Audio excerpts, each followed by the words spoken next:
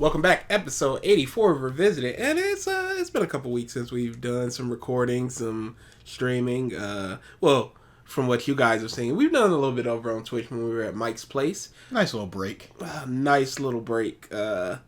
Recharge, and now we're gonna hit you with more trash as we are talking about why The Amazing Spider-Man 2 is a perfect Spider-Man movie featuring HiTop Films by FilmSpeak.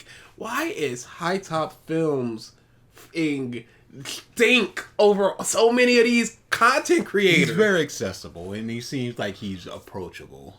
He's definitely approachable, but he's trash. Sure, but do you think that matters? He's got the numbers. I wonder if I can get an interview with him.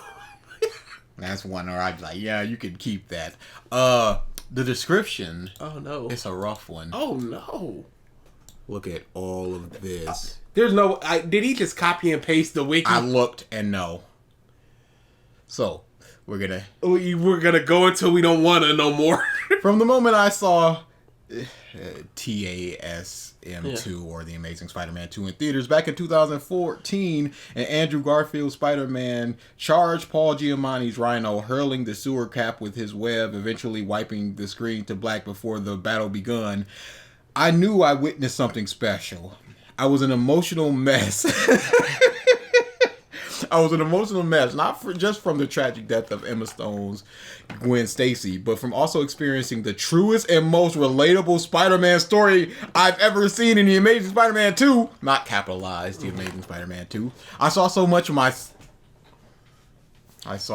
of myself in Andrew Garfield's Spider-Man, his relationship troubles, his time management, and the feeling as though the entire world is closing in on him no matter what he did, and he couldn't outrun it. That's all the Spider-Man. Yeah, I was just about to say, what's the difference between the first Spider-Man trilogy so far? The Peter/Spider-Man in The Amazing Spider-Man 2, also not capitalized, is the best Spider-Man. He keeps not capitalizing Spider-Man, but he'll properly hyphenate it. That's very odd. It's the best Spider-Man to me because he gave me hope.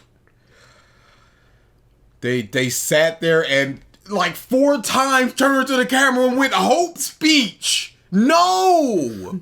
His Spider-Man gives people hope. You were supposed to give me hope, but you didn't.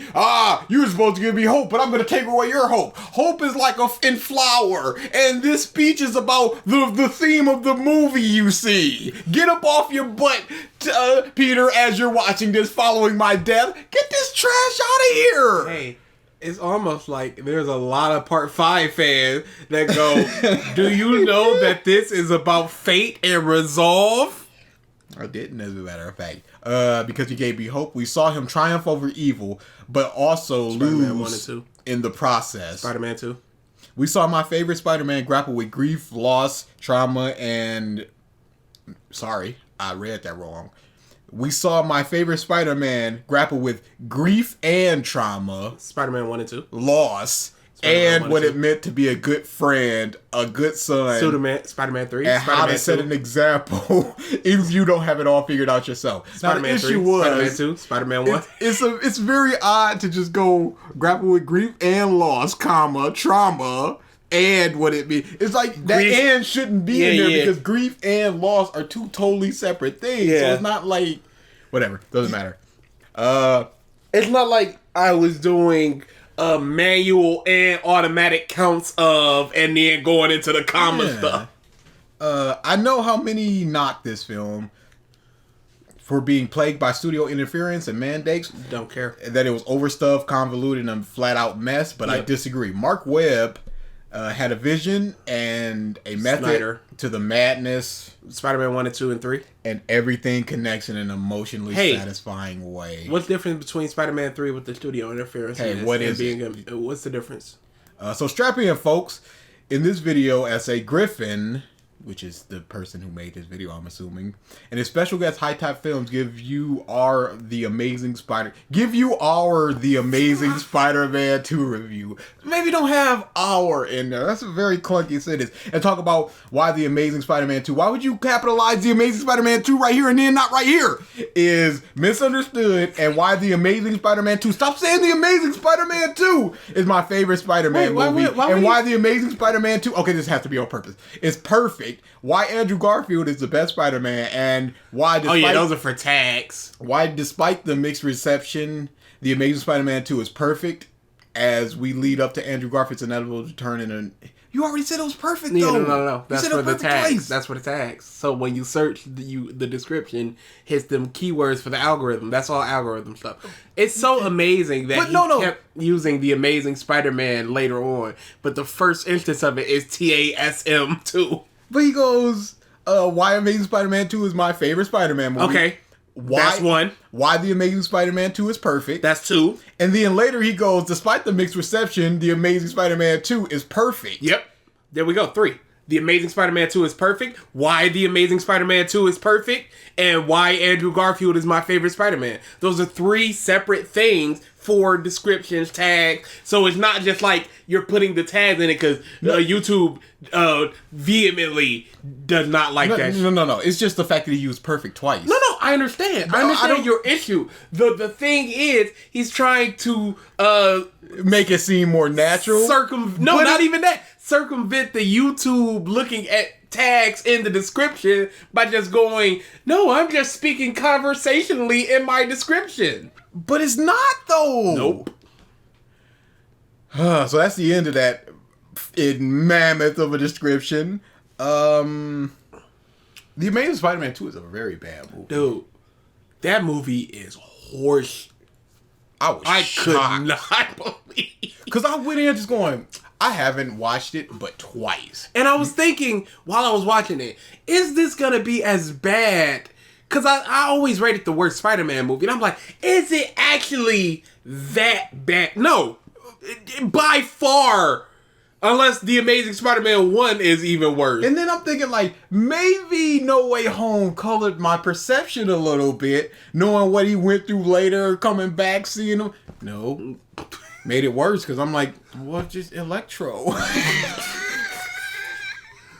I'd watch a Spider-Man movie of the Peter Parker from No Way Home, when you're just like, I stopped punching. I stopped pulling my punches, and them buffs got it.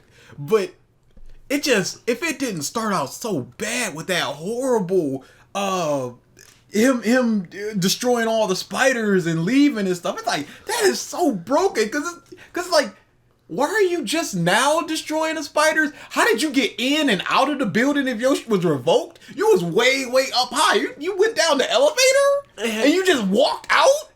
Revoked and all this? You need to swipe your card and speak to go down the elevator unless he ran down some stairs. They were looking at him through cameras. They revoked his access, but they were like, let him go. But who cares if the spiders are dead if they can only even be used by your bloodline? Yeah. And they also got the research, which is mad important. But they showed them deleting it. But it's like, that doesn't matter. You think they got one copy?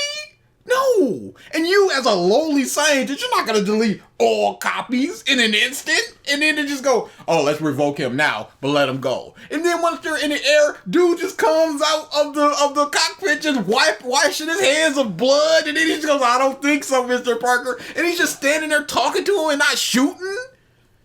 And then he slowly putting on a parachute. He puts on the parachute before he bang bangs. And then Parker waits till he's up in the air before he starts uploading that.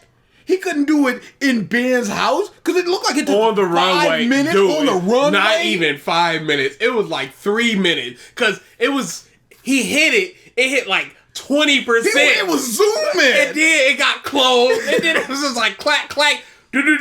Start again. All right, it's finished. And then his mom just goes, yeah, let me upload this to my secret underground laboratory in a subway. With my son is the only person who knows how to get into that because I left him a cryptic clue of the word Roosevelt and a calculator that he hopefully will break to get a coin, and he knows to go down here. Boy, he's lucky he never had to go through a metal detector. Cause that calculator went off.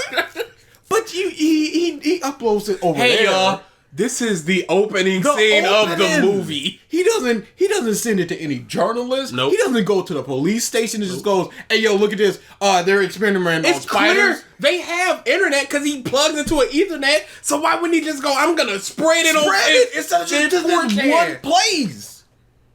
Here you go, Jameson. With it. You go, all right, maybe they won't believe you, but at least they know. At least Osborn would have to just go, nah, that was all lies and crap. They would have to cover it up. They would have to explain themselves. There would be investigations and stuff. The people's perception to the human would go experiments currently in the basement. And them just going, yeah, we're gonna sell all these biological warfare weapons to foreigners. So yeah, you would let the people handle that. You would let the investigations handle that. If they cover it up, hey, that's fine. That means that they're either not gonna do it or they're gonna do it even more secretly. What was the fear of Ben with the spiders? Not Ben, but his father, Richard with the power, with the spiders. Why kill him if it was your DNA? But even then, no. What does he fear that Oscorp could extract from the information of those? I don't know.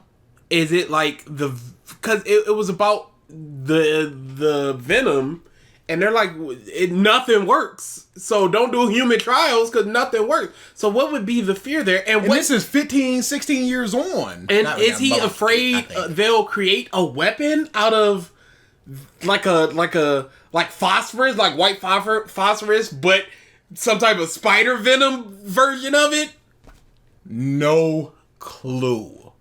But we're not supposed to think about it. Maybe if we watched The Amazing Spider-Man 1, there was a little bit of... Dude, I remember talking to you years ago saying we were getting bombarded with music in Spider-Man, Amazing Spider-Man 2. And you were like, I don't remember that. That's the scene of him connecting the dots was like 4 songs. For you. Oh. This is not a good film, and it is so heavy-handed with the kid coming out near the end, and he somehow got. Why are people standing there? If with the giant mechanical robot, he's just spraying. Why y'all standing there? We are in the safe area. The cop said so.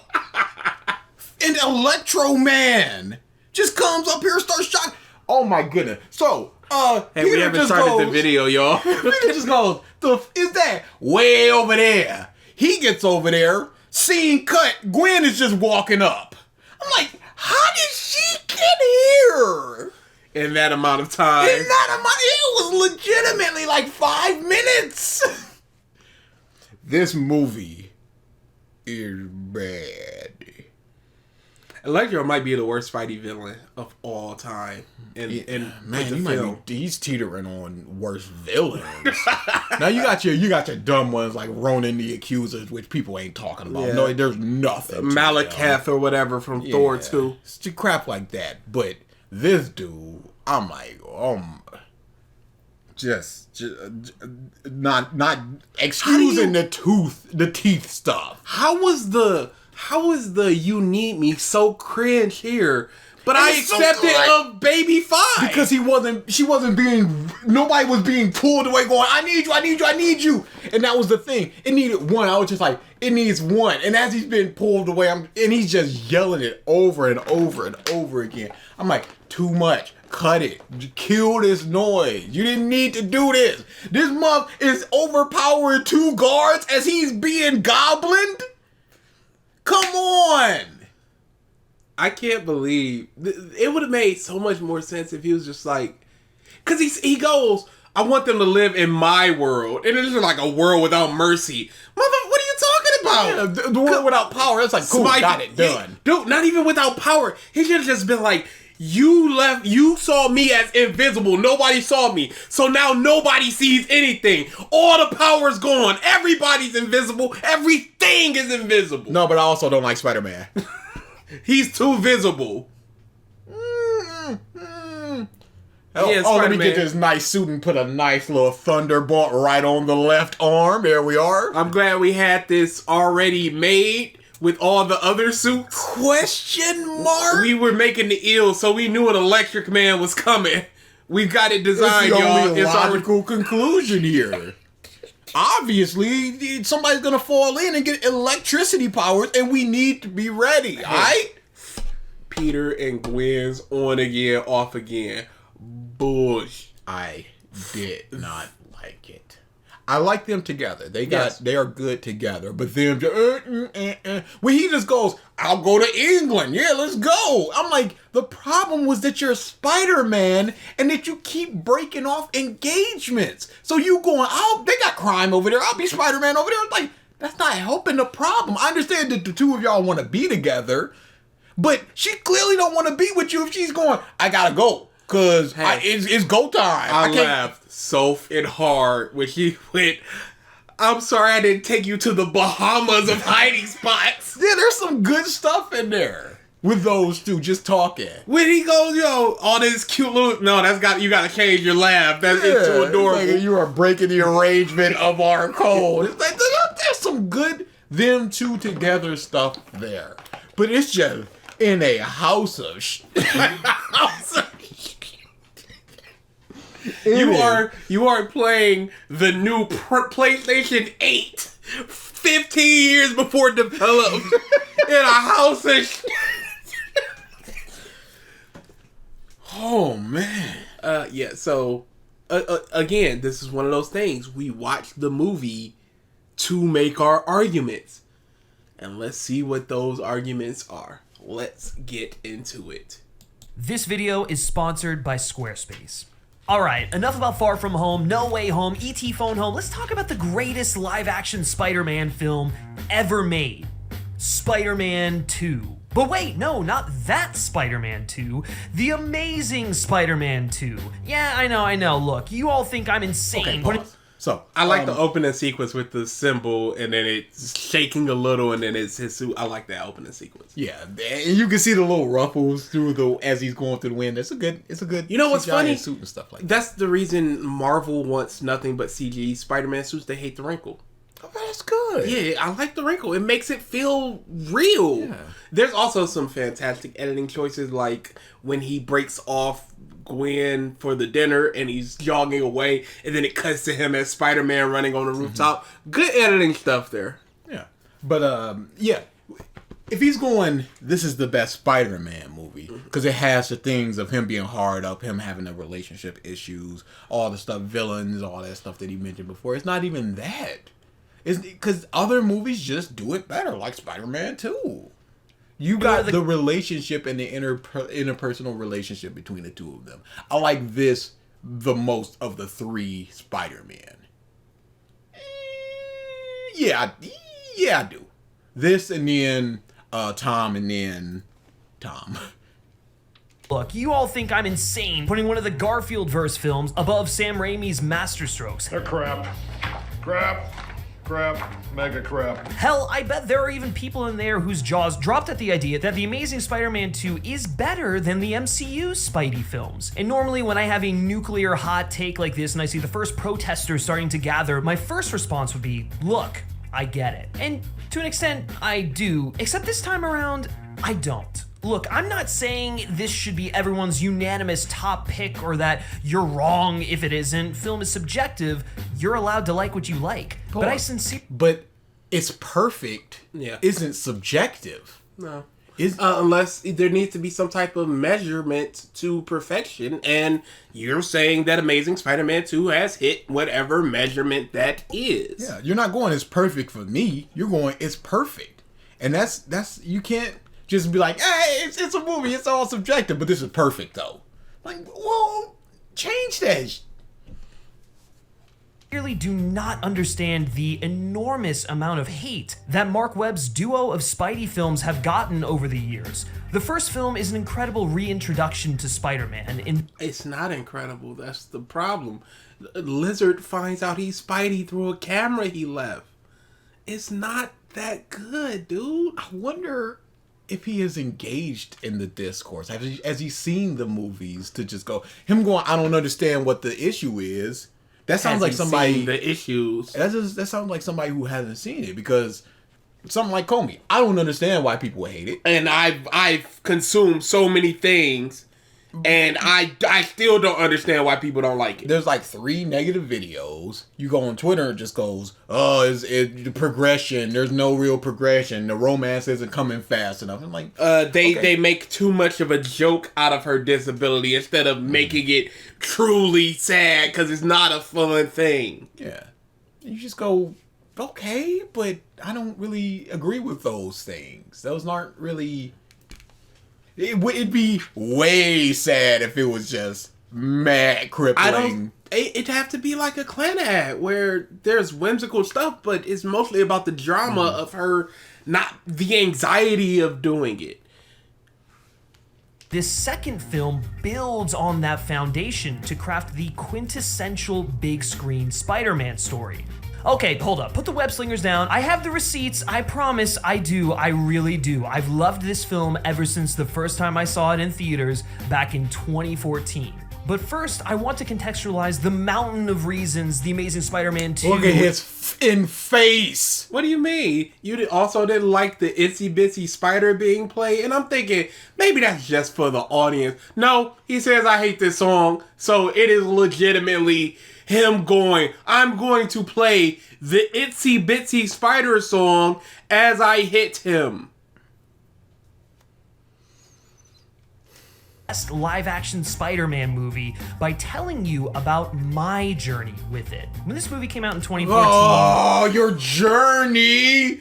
What does your journey have to do with it being perfect? Hey, same thing that Loverboy Media did for Zack Snyder. This is my journey to reacclimate myself and give Snyder another chance instead of just saying, yo, this is not a good movie, because it's not. But his journey of acceptance or love or understanding has nothing to do with it being perfect. It will be perfect outside of his experience. No. I was 19. I was in college and I was still trying to figure out who the hell I am and what the hell I'm doing here. I always told you. I related, because what's the difference between the first 2 Spider-Man? Yes. He's older. He's right in that age range. But is it just because of that? Because this is your Spider-Man now? Yes. That's not good enough. Yes, it is. I saw the first Spider-Man when I was like 12. I don't care. Mm-hmm. We saw this around the age. 2014. Yeah. A little bit older. 8 years. Yeah, that's not good enough. Sorry. This is a trash movie. The age at which I am does not correlate to the quality of a film when I see it. You'll go off to college, you'll learn things, you'll do great things, but I never really understood how much potential there was for my future, where my path led, how many options I had. Hell, The I love you scene? No. What? I'm just very... Already tired? Yeah. Because I expected arguments, not, I didn't know where I was going, and neither did Peter. Okay, fine. You relate to him. That is absolutely great. What else? What about the movie itself is What good? about the movie itself? Not just this that it speaks person to you. He's in the same experience. I'm experiencing the same things that he's experiencing. That don't mean nothing. I originally went to school for is not what I ended up doing now, and truth be told, who really knows all of this at 19? I was already a fan of this mini universe of Spidey that Webb and Andrew Garfield had created. Hell, I was a massive fan of Mark Webb after 500 Days of Summer. I could already see what a perfect fit he was for telling a story about Peter Parker because he had shown his ability to understand the awkwardness and complexities of relationships, of young love, of social anxiety in the masterful rom-com that I just mentioned. That film might depict 2 people who are... Okay, so because he did one thing one time, he's perfect for this thing. No, that's not a track record. You could have got lucky. Master of suspense and horror M. Night Shyamalan has not had another hit like The Sixth Sense. People put all their eggs in that basket. Whoops. Oh, Lady in the Water. Oof. People like Signs. Sure. Whatever. Until the end. Devil inside? I think it was just Devil. I think it was just Devil. Where the twist was it was just the devil. The twist is there's no twist. Oh, the happening? Oh, And the plants, wavy trees. I'm not putting my faith in somebody who did one thing one time. Absolutely not. You need a track record, or at least have it be something that is so substantial that you go, there it is. Like whatever's happening next with Oda, I'm in there because Muff done did 25 years of quality work. That's fine. But the dude that made Flame of Recca, his name was Oba. It was O something. I'm like, all right, let's see what he got next. I went into it like, let's see. Not like, oh, he did his next work. Let's go. I love Flame of Recca. Still, even with Sket Dance, I love Sket Dance. Took me forever to watch Astra Lost in Space. Fantastic. I did not even know the creator of Cowboy Bebop made Michiko the Hot Chin until like episode 12. I was just, this is a fantastic series. Long in life than Peter Parker is, but it portrays the relationship at its core with the same level of authenticity and understanding. And also, a movie is a lot more than just a director. There's writers, editors, there's shots, producers, all this stuff. It's not just this person made this thing so he can make all these other things. No, unless it's his work. Casting is a whole different thing. What happens if the director cannot make the chemistry work on screen? Yeah. Like Aquaman and Mira. Momoa and Amber Heard. They were awful on screen together. Just awful. And the head of DC was just like, yeah, we had to make it work in editing. Oh, they was heavy lifting. I was like, ooh, man, just flat out saying this, huh? She was oh no, cut. Clean interview. Gwen Stacy. The Amazing Spider-Man 2, under Webb's direction, feels like a film that authentically captures the internal struggle between Peter Parker wanting to be, well... Do you think the original trilogy was inauthentic? Like, I am tired of the word authentic if they're not describing it to other things, because what is authentic to you and what is inauthentic? The word itself is not an explanation. And that's so much of what we talk about. The word is not the explanation. Please explain. Efficiency. We're losing this. We losing words, y'all. The reason we're losing them is because these pieces of can't buy be authentic. Good. Buy. We losing it. Buy is gone. Hey. Efficiency is hanging by a thread. Well, they keep using it in the exact same way without explaining themselves. I'm done with it. Efficiency's on the list. It's already on the list for you? Oh, yeah, absolutely. Get that out of here. Because Mom just goes, it tells this story efficiently. It's like, what doesn't? Compare and contrast. But they don't just do that. They just go efficiently and they move on. It's such a dumb thing to say because that's what I want from my story. Efficiency. I don't care about efficiency. I love sidetracks. Going off the beaten path. I don't care. We described a whole Naruto thing where Neji and them would just be at a carnival or something working as ninjas. I would love the story because I want characters, not character moments happening in the plot. I just want character moments, period. My favorite thing in Flame of Recca, and it's a big action comedy thing, is right before the final battle, Recca just goes, I'm not going to tell any of y'all to come here.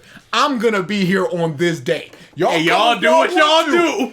Y'all come if y'all want to. And it is like 5 chapters of each character going, what do I want to do? What am I going? Am I not going? Why do I want to go? Resolving family issues and things going on in their own life. It's so amazing. And you could not have that. You could have him just show up that day. And it's just like, we're with you, Recca. And it essentially accomplishes the same thing. And it is, quote unquote, more efficient.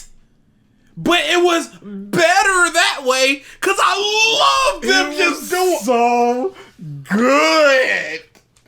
That is something I'll just go back and just read. And then just like I don't need to reread all the Flame Recca.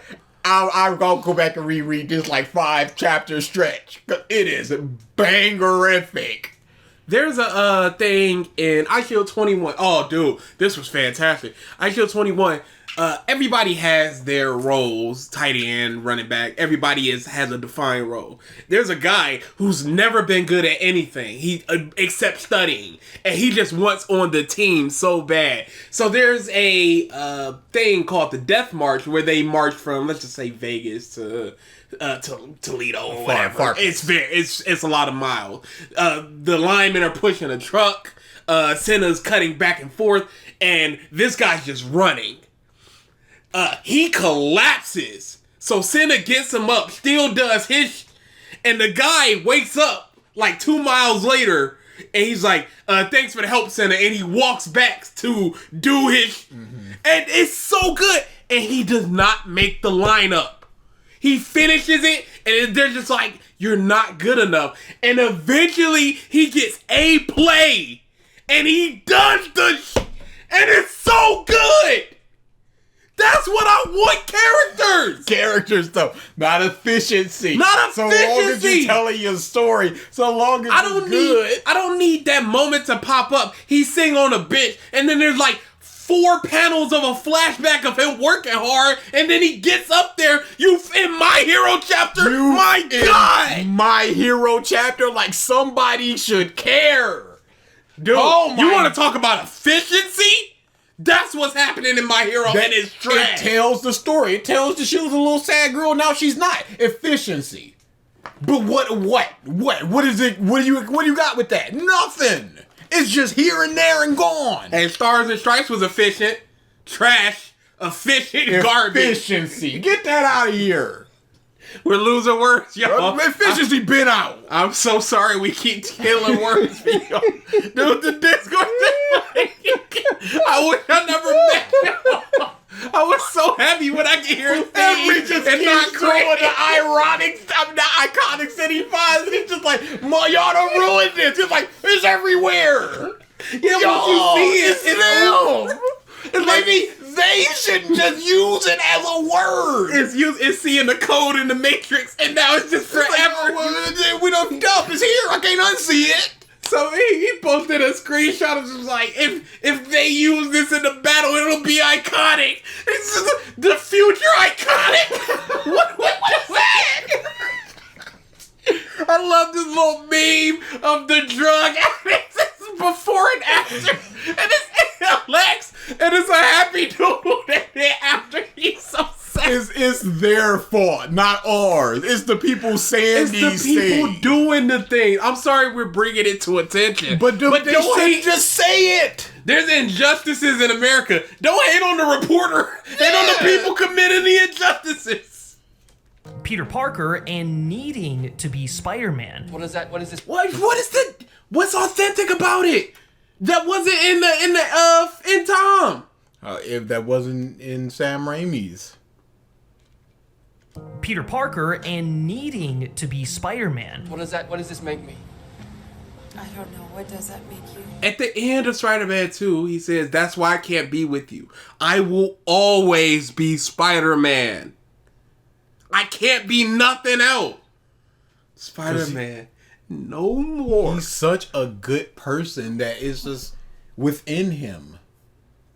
I don't really get that from Andrews. Especially, this was the opening scene. I forgot to mention this with the bus and all that.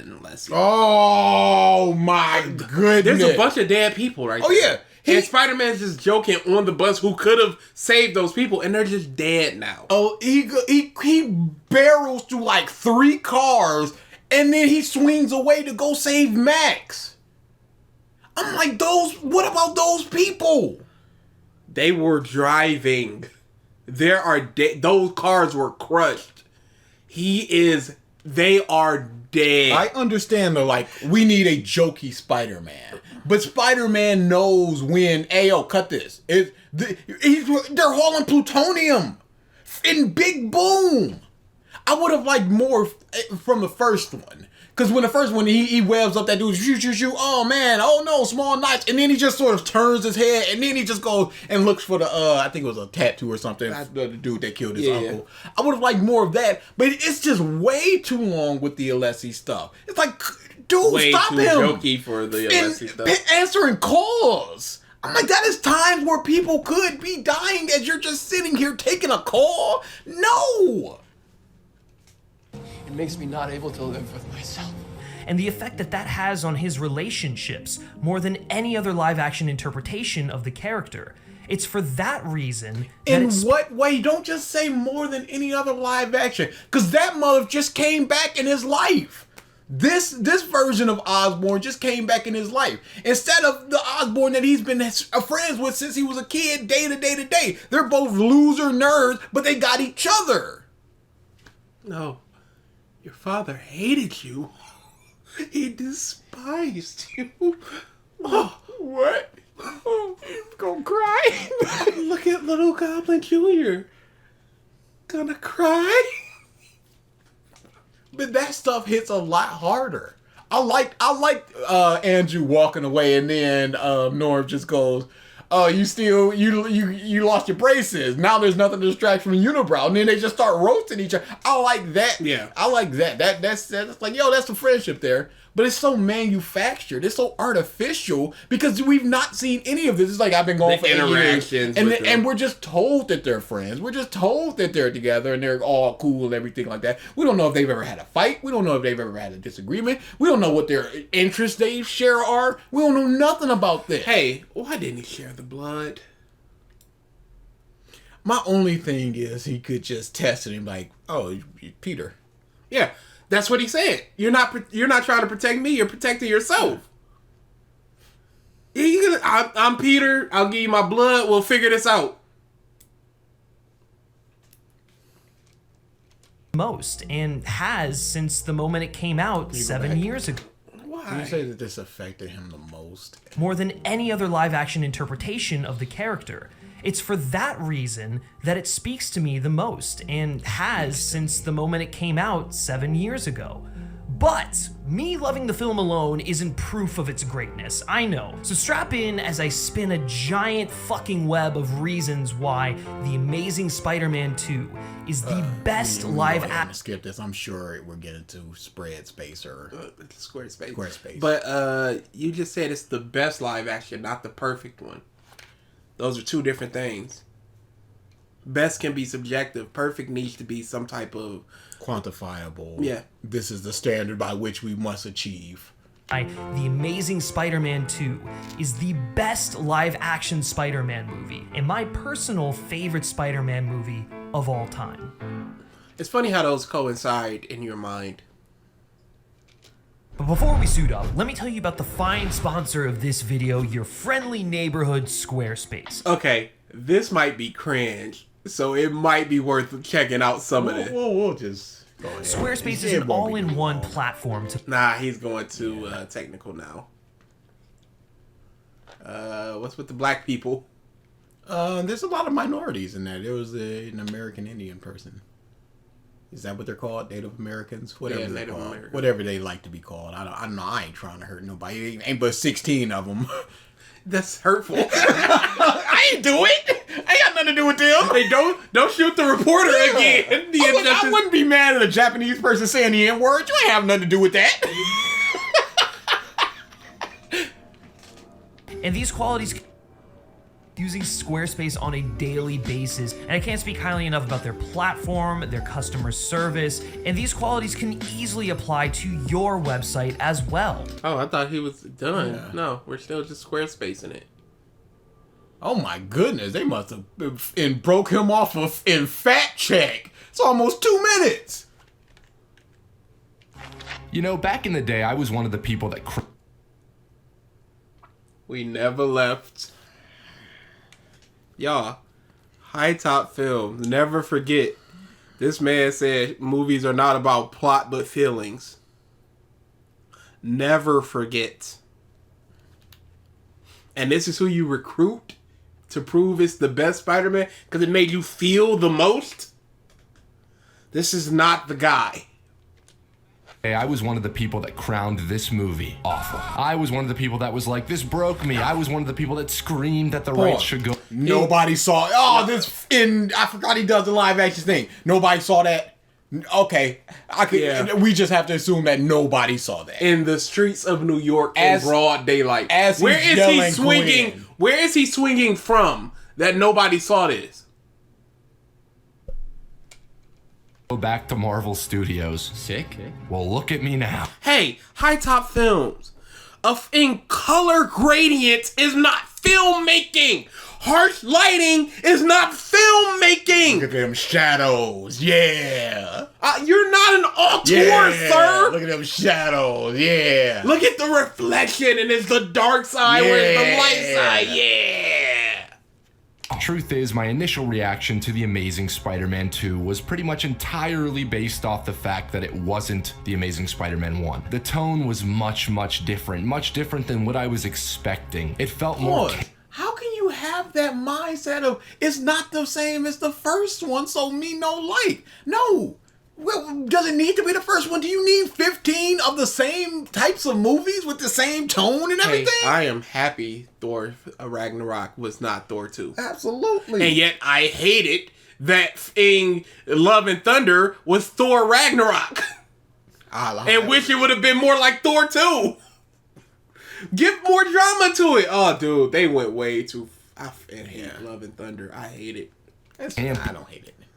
more insane, more ridiculous. You should not show that scene Yeah. while you're editing, sir. For whatever point that you're showing is gonna detract from it because it's horrible. Different than what I was expecting. It felt more campy, more insane, more ridiculous than the grounded nature of Marky Mark Webb's first swing through the world of Peter Parker. But as the years went on, I obsessed, and I mean obsessed, over The Amazing Spider-Man 2. I made 12 different fan edits in Windows Movie Maker, trying to add back in the deleted scenes, trying to cut out the reshoots, trying to create my own version of the possibly, probably non-existent web cut. There are people that do a bunch of fan edits to things. Why? To try to create a different type of movie. I know there's one out there for Spider-Man 3 that expands and cuts down on a lot of the Sandman was the guy that killed your uncle stuff. To try to not so much streamline it, but make it more cohesive. And there's people that are re-editing the original Star Wars to make it. Oh, they've already done it. Well, they've done the prequels to make it one big movie. Oh yeah, no. I mean the original episode 4 to make it the original scenes that were cut out and that type of thing. Corrected color grading and all that. I understand there are people that like to do fan edits of this. I personally would not, nor would I consume one. Yeah, I don't see. The movie sucks. You say that it sucks. You go, I'm gonna make it better so that you can like it. You're just trying to like it at that point. What does it do to You know like what? this movie? There are times where we go, there is a good movie in here. Absolutely. So if he's feeling like that, but it sounds like he just hated it. So it sounds like he just wanted to cut out all the camp and make his movie, as opposed to something like Spider-Man 3, where there is a good movie in Spider-Man 3 if you were given 3 more months of shooting and a slightly different script. But now I feel differently. Maybe it's the oversaturated sameness, often voiceless nature of the Feige flicks, or maybe it's just the fact that I'm no longer a 14-year-old boy who gets swayed by the zeitgeist's opinion. But now I watch this movie, I watch The Amazing Spider-Man 2, and I find myself falling in love with so much of what's going on. Maybe it's the incredible, vibrant craftsmanship, the stunning visual language. The stunning visual language. Everybody's just okay with that girl just being swept up like that. Nobody's big old "I love you" sign. let's see who this girl is. See if she has any relationships. Oh, she does. That dude Spider-Man done. The amazing craftsmanship. See, crap like that. Just showing Visual. the scene and just going, that's my point. I fell in love with the amazing. It's like you're not expanding on any. You're just saying it. What does this scene invoke in terms of the amazing visual, whatever he said? And then the It's first the one big was- screens in New York. What was the first one that he said? In love with so much of what's going on. Maybe it's the incredible, vibrant craftsmanship, The vibrant craftsmanship. Where? What are you talking what about? Are you talking Are you, about? are you Is talking this about scene that this you're lens showing? flare? Is that what you're talking about? I don't know what you mean. He's a harsh lighting man, so maybe he's just like, yeah. That's what gets my This rocks is off. what's doing it for me. Oh, that's doing it for you.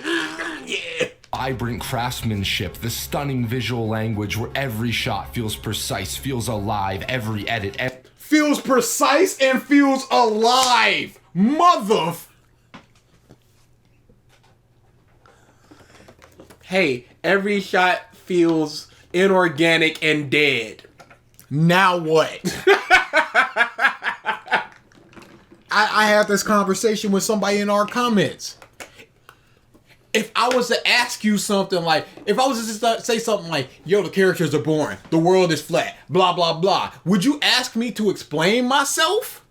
Because if that's the case, you explain yourself the first time and we could cut all this out. Because it was another one of those, this is boring, the characters are better, blah, blah, blah, just saying stuff. Was It's that like, Hunter x Hunter versus? yes, it was. You. And I'm sitting there trying to explain to them, like, you gotta elaborate what you mean, because then you can just take out whatever words you want. Hunter x Hunter, the characters are boring, the world is flat, I hated all the fights, The power system. Poppy and Berserk, the characters are boring, the world is flat, I hated all the fights. It's the exact same argument, because I didn't give a single example. So you just go, well, what do you mean the characters are flat? Well, what do you mean? Why don't you explain yourself first? The issue is people get points. 1, 2, 3. The world is flat. There should be an A and a B and a C in the world is flat that explains it. But they take that out. World is flat. That's it. Point 1 done. Point 2, characters boring.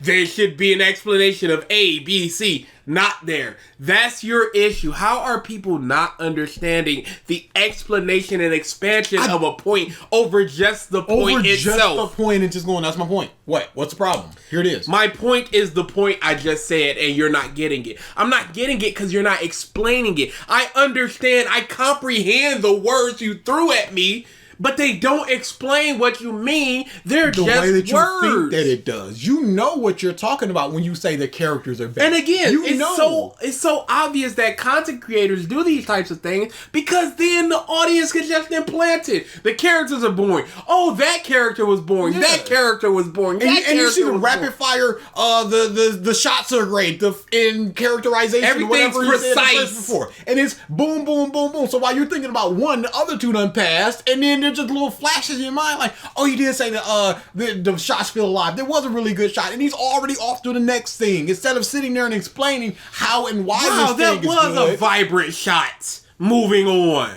He said that the shots were. What did he say about the shots? Here, I'll go back again. Of what's going on. Maybe it's the incredible vibrant craftsmanship, Vibrant the stunning craftsmanship. visual language where every shot feels precise, feels alive, every Precise edit, and every alive. cut feels Okay. What is precise and alive about this? Hey, there's people in the background doing things. It is two characters standing talking to each other. What is precise and alive about this? What do you mean by precise and alive in HiTop the Films? purposeful. Man, this might just be the best looking Spider-Man movie, and you know how much I web my pants over Bill Pope and Sam Raimi's work. But I mean, look. Just look at it! That's what we're doing. Is look.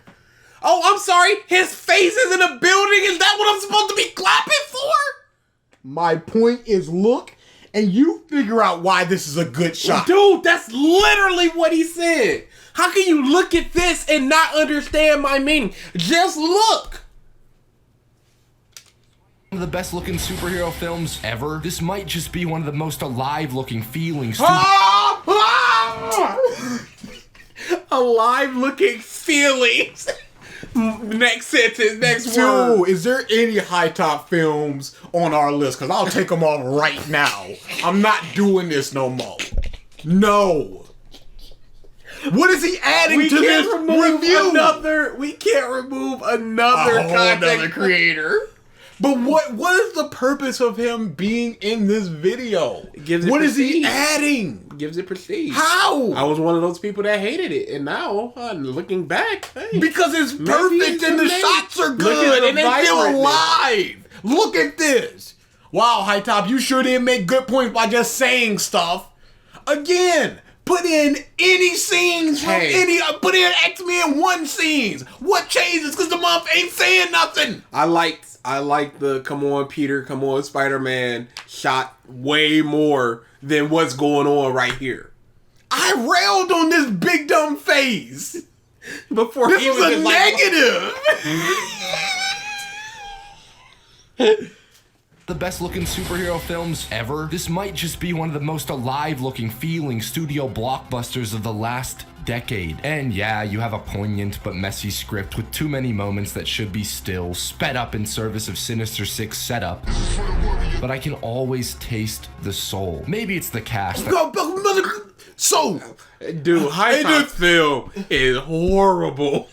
oh yeah, look at all this great stuff. Yeah, there's bad stuff in the plot and all that. He's already said he's not a plot man. It's over there. I'm talking about tasting the soul. Look What at do you the do feelings. about that? Look at the feelings. Look at the lighting. Just look. Can you say against that? Who's bumping this motherfucker going, I can taste the soul. Stop with this. When does he stop talking? I want to get back to film speak. I don't want this. When did he stop talking?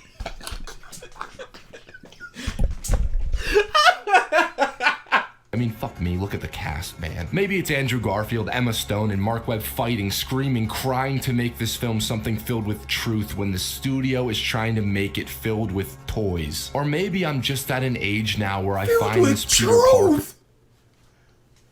Filled with truth. We can't get rid of truth, y'all. Well, we're only gonna be left with lies. It filled with toys. Or maybe I'm just at an age now where I find this Peter Parker to be the most relatable, to be the most impulsive, emotional, grief-stricken, indecisive, loving, selfish, selfless, heightened, subtle, tangible young man. Hey, what was the difference of the Sam Raimi ones? Just showing scenes and just going, this proves my point that he's selfish and selfish. I wonder if you could re-edit this with the trilogy. Absolutely could. So far. You absolutely could. I mean, just look, and then it's just Peter and Goblin fighting. Dude, you're telling me that big old electricity shot was better than them in the dirt, just fighting with glass? Outside of the stuff with him going Andrew and Emma, outside of those words. Yeah, no. The words themselves are going to be the issue. But stuff like this where it goes, this is the most selfish, selfless, relatable, emotional, blah, blah, Spider-Man. I'm selfish. I'm Spider-Man. No more. Selfless. I have no powers. Seeing the police car roll by, he just eating a hot dog like, ain't my problem. Nothing's worrying me. Selfless. Building on fire. I gotta go save this kid. And him just going, he's the most. Okay, how do you qualify that? Do you go, okay, here are the 6 selfish moments from this Spider-Man, and here's the 8 from this one? Or is it just, this is more selfish because you just saying stuff, and that doesn't really prove the point. When does he stop talking? Bro, I want merch so bad. I would buy shirts from us. Consistent. We are I'm sorry. heightened, subtle, tangible young man. We are not consistent. We are not perfect. We never will be. Pause. And this Are the other 2 Spider-Man consistent and perfect? No. The Spider-Man, Tom Holland, Spider-Man 2, call to action. Everybody's off-world. You need to do this. He's like, well, what about Thor? No. What about this person? No. What about this? He's trying to push off his duty. Even though he is Spider-Man. Even though he got all that responsibility stuff. Don't act like this is the only one and the other 2 are 2 shining up imperfect dudes. This is the most imperfect Peter Parker. Based on what? Based on what? And where's your example versus other 2 Peter Parkers? One Peter Parker quit for half the movie. The same Peter Parker was evil. Let his impulses, his rage take over for half a movie. Tom Holland, he had to learn what it means to be Spider-Man. How is he not imperfect there? I'm nothing without that suit. Then you don't deserve it. Go home in your drawers. He had to learn that lesson. And then later he gets a brand new suit and the Avengers. He's like, nah. I still need to be down here learning. How is he imperfect? HiTop Films! Kid like me trying his best to be. Oh my god, dude. You are not what you think you are.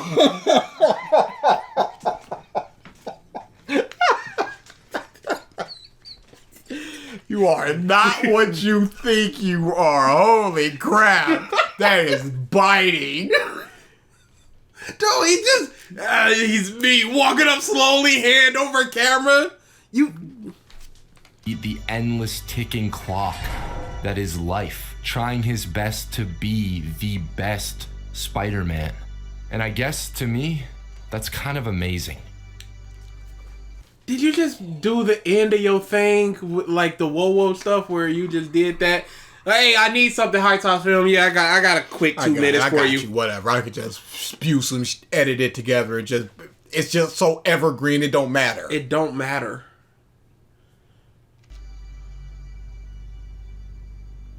Right off the What did that bastard add to this video? What poignant points did he have to say that he couldn't make his own video? Why did he need to be in here spewing this garbage? Spewing these soundbite praises, and then this month gonna go for 32 minutes. What was the purpose of him? Why not just look at tweets praising the movie and you get the same thing? Go to Reddit or something. Oh no, Reddit is more. You get moms that explaining themselves in Reddit. You can't explain yourself on Twitter. Following an incredibly underrated prologue and necessary prologue, I might add. Underrated prologue is broken. Dude, our prologue was about this. Yes. And it lasted like 10, 12 minutes. This month goes, I'm going to record this thing as I'm running away. He didn't do it beforehand because he knew it was coming because they just go, you got to create these bioweapons. He's like, nah, he should have been setting up his escape from that moment. But he's just like, let me destroy all these spiders. And, is revolt? Oh, let me go home and record this real quick. What? Why are you recording this now? Get your family safe and then you start destroying stuff. Because we don't know if Oscorp was just like, hey, we're going through with this bio stuff today. And he's like, I'm destroying all this. It's got to be now. We don't have any of that information. We just know he's doing it and he's out of there and he's recording this in now instead of calling somebody. Mark is doing Bleach? He's doing Bleach? Is that what he's doing? I can't remember what he's doing for his next video. Where it's like, well, he didn't say what he's doing. Okay, if it's Bleach, is he gonna go the best shonen opening of the big three? I don't know. Would he really go? I don't think he has anything planned like a month that needs to be. Chainsaw Man is coming out, but I don't think it's out yet. Yeah, I don't know. He just said, hey, it's going to be a little bit, you're going to see the title, but chill out, everybody. We're going to make it through together. I don't know. I believe in us. Oh, my God, dude. How dare... Absorb the criticisms. Yeah. Eat it. Drink it. Live in it. Yeah. Look at it. Look at that goddamn... Look at it.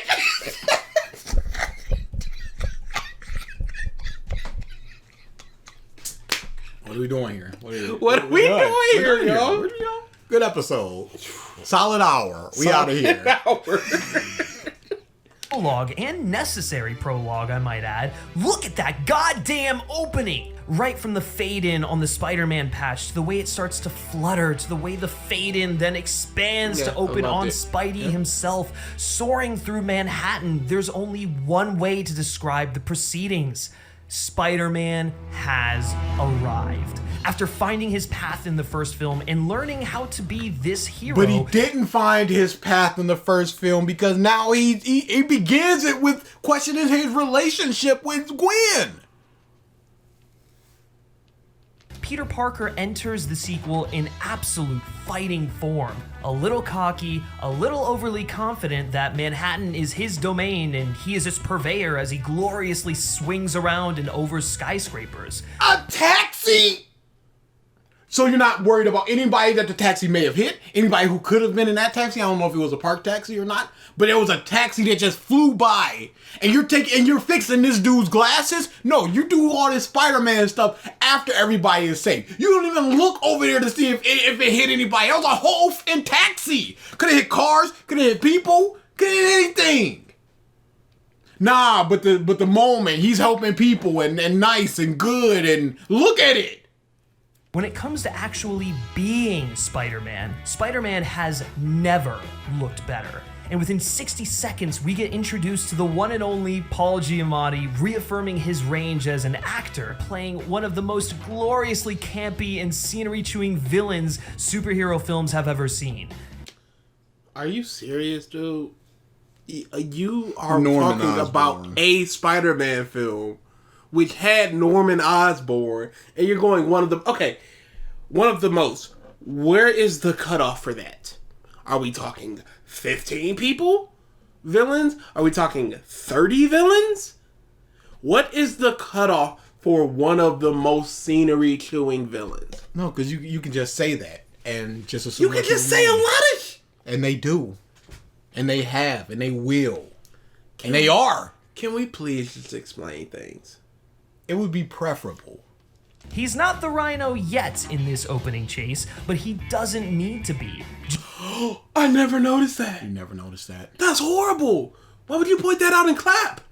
Why would you put a spotlight on that? Because if you know, you know. Felicia. Ooh, she got black fingernails. Black. Like Black Cat. Ooh, Felicia. Throwing up. Vomit everywhere. Giamatti turns what is, on paper, a stereotypical Russian mobster into a bloodthirsty maniac. Like a stereotypical Russian mobster? How is it? What does he do to elevate that? What does he do? What is it on paper? And have you what seen is the it? script?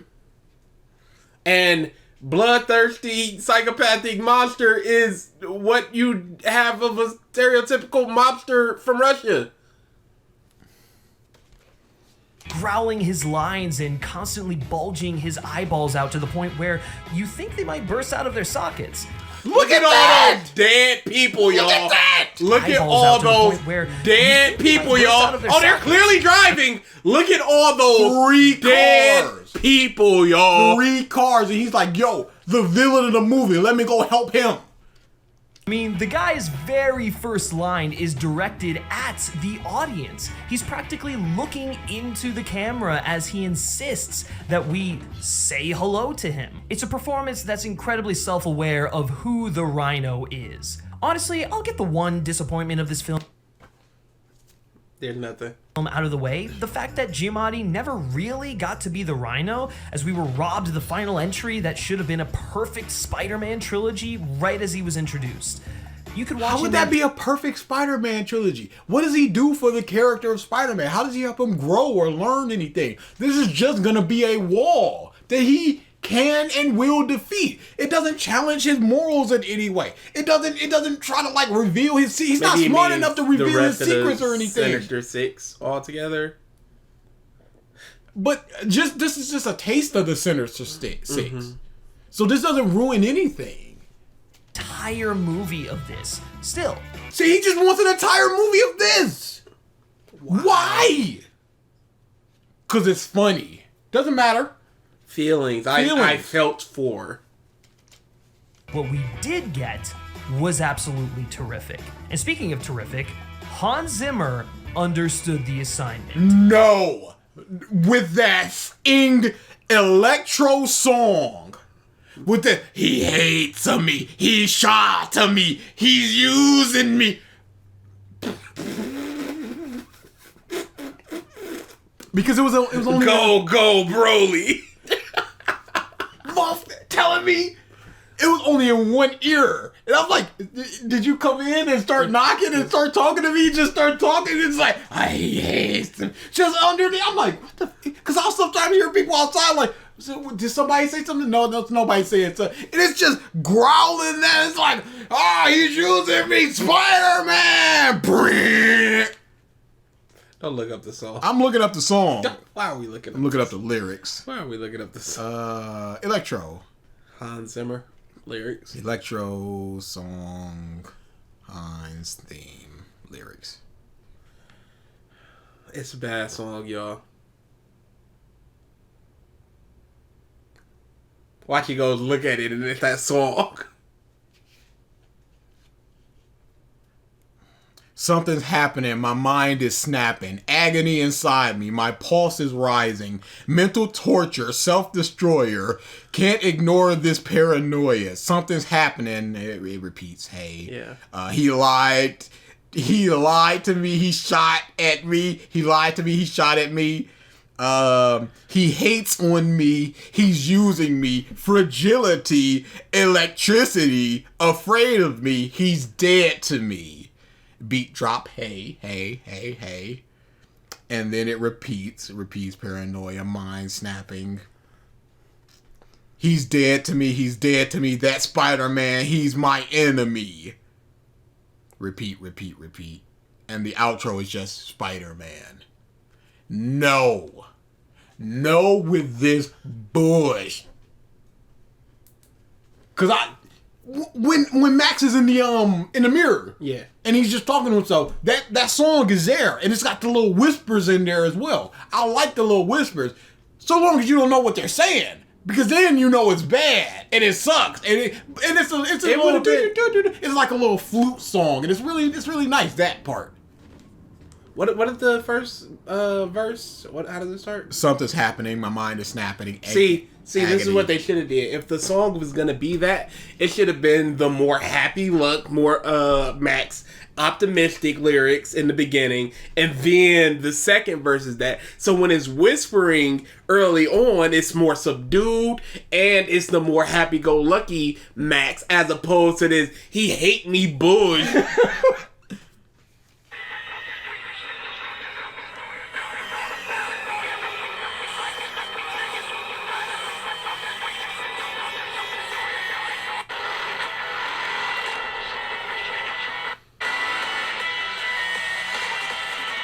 I like the music itself.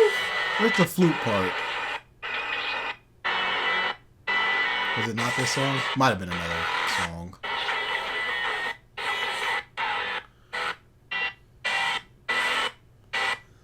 Yeah, it might have been another one. But still, doesn't matter. Yeah, the music itself I'm with. It's just a whispering bush.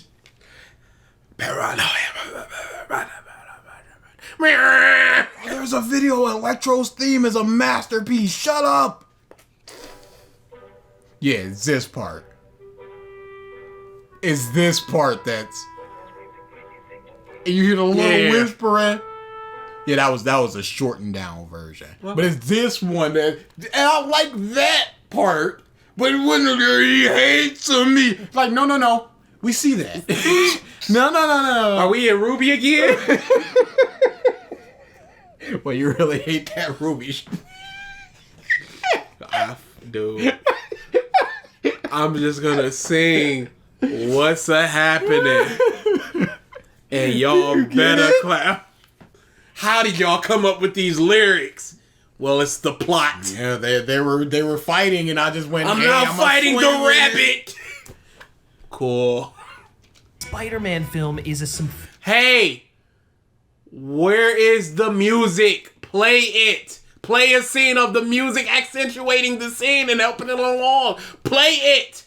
symphonic, bombastic rock opera, and right out of the gate, the main theme announces to the world, thanks to the Magnificent Six and Hans going all out with what should have been the Spider-Man anthem for a new generation. I mean, just listen to this and tell me you don't feel Spider-Man's arrival. Zimmer is also ticking away, literally, in the piece, creating an anxiety of a race against time itself, and that race against time is happening on screen as well. A race to thwart the plutonium theft, a race against time to make it to Gwen's valedictorian speech, a race against, well, just time in general. Time which the movie never wastes. It's really saying something that this is one of the longer Spider-Man movies, and yet, just maybe, feels like it goes by the fastest. This opening could have just been Spider-Man kicking ass and stopping the theft, but it manages to introduce Max and the entire foundation What do you mean it managed to? It shoehorned so hard. Look at how these things. Who? This is a parody. No, it was the movie film. Come on. And Norm just rocks up and like, yo, this is my daddy. And it tells you so much about that. Harry. It just showed you so much about their relationship and then the Peter and his relationship. And it just says so much in that short amount of time. You just going, oh, it even introduces Max. As Spider-Man uses his telescopic vision to see one dude about to be hit.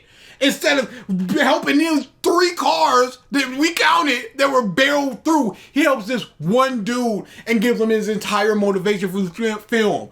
Oh, you're my friends. You're my eyes and ears. Yeah, I see you, Max. You're cool. You're not invisible. Oh, that's my entire motivation now. No, that's not efficient. Peter's conflict over being with Gwen and breaking his promise to Captain Stacy. Yeah, let me just... Holding plutonium, take a phone call while people could be and are dying. So let me just turn my head, see the daddy, flash back because the audience is way too stupid to remember what happened with there, which was like, don't you do it. Yeah, no, we got it. All right? We don't need to tell us that. Yeah, it's been 2 years. Y'all ain't gonna remember. I haven't seen the first one in even longer than 2 years and I remember exactly what was going on. You need that scene. His deathbed, and foreshadowing of the impact Oscorp will have on the entire narrative, all in the span of about 7 to 10 minutes. It's fully appropriate to the nature of the character. And you see, a good video maker would just go, look at this comparable first 7 seconds in 7 minutes in this Spider-Man movie and see what was accomplished. The second Spider-Man movie and see what was accomplished. Oh, Peter's sad because he ain't got no money, and you take this money, you better not leave it. And Harry's still sad, and we still got. We see both Harry and Peter. He has to just see MJ's face all the time, and you see that he's on the lower level, and he's at the higher level. And so that's a power differential. And gets fired for his struggle of trying to be Spider-Man, doing the right thing, and trying to be. But you can't do that. So you just go 7 to 10 minutes. Oh, look at it. Look at it. It even introduced the villain. Look. Oh, that's why he didn't do it, because he couldn't do it. Dare leave it here. Never watching that scene again. It's such a good scene. I don't care. Not as soon as they leave. It's not I'm just like, click, click, click, click, click. Nope. Dude, it's so sad. It's such a sad, and you want to talk about real and authentic? That's what it is. Broke on, just like I can't give you much, but I can give you this, and don't leave it for me. Nothing, but it means a lot to you, and it's taken right from them. That's real right there. Money problems. $20. Your elder wanting to take care of you, sacrificing themselves. That's the real Gwen, I'll be there, plutonium.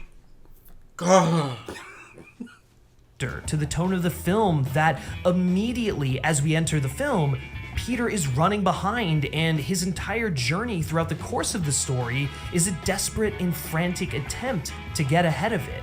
And if we want to relate it back to me, with my poor time, I don't want to. I don't know you. You could be lying about whatever you're going through. I don't care. I like the montage of all the stuff he went through, taking off the Spider-Man suit.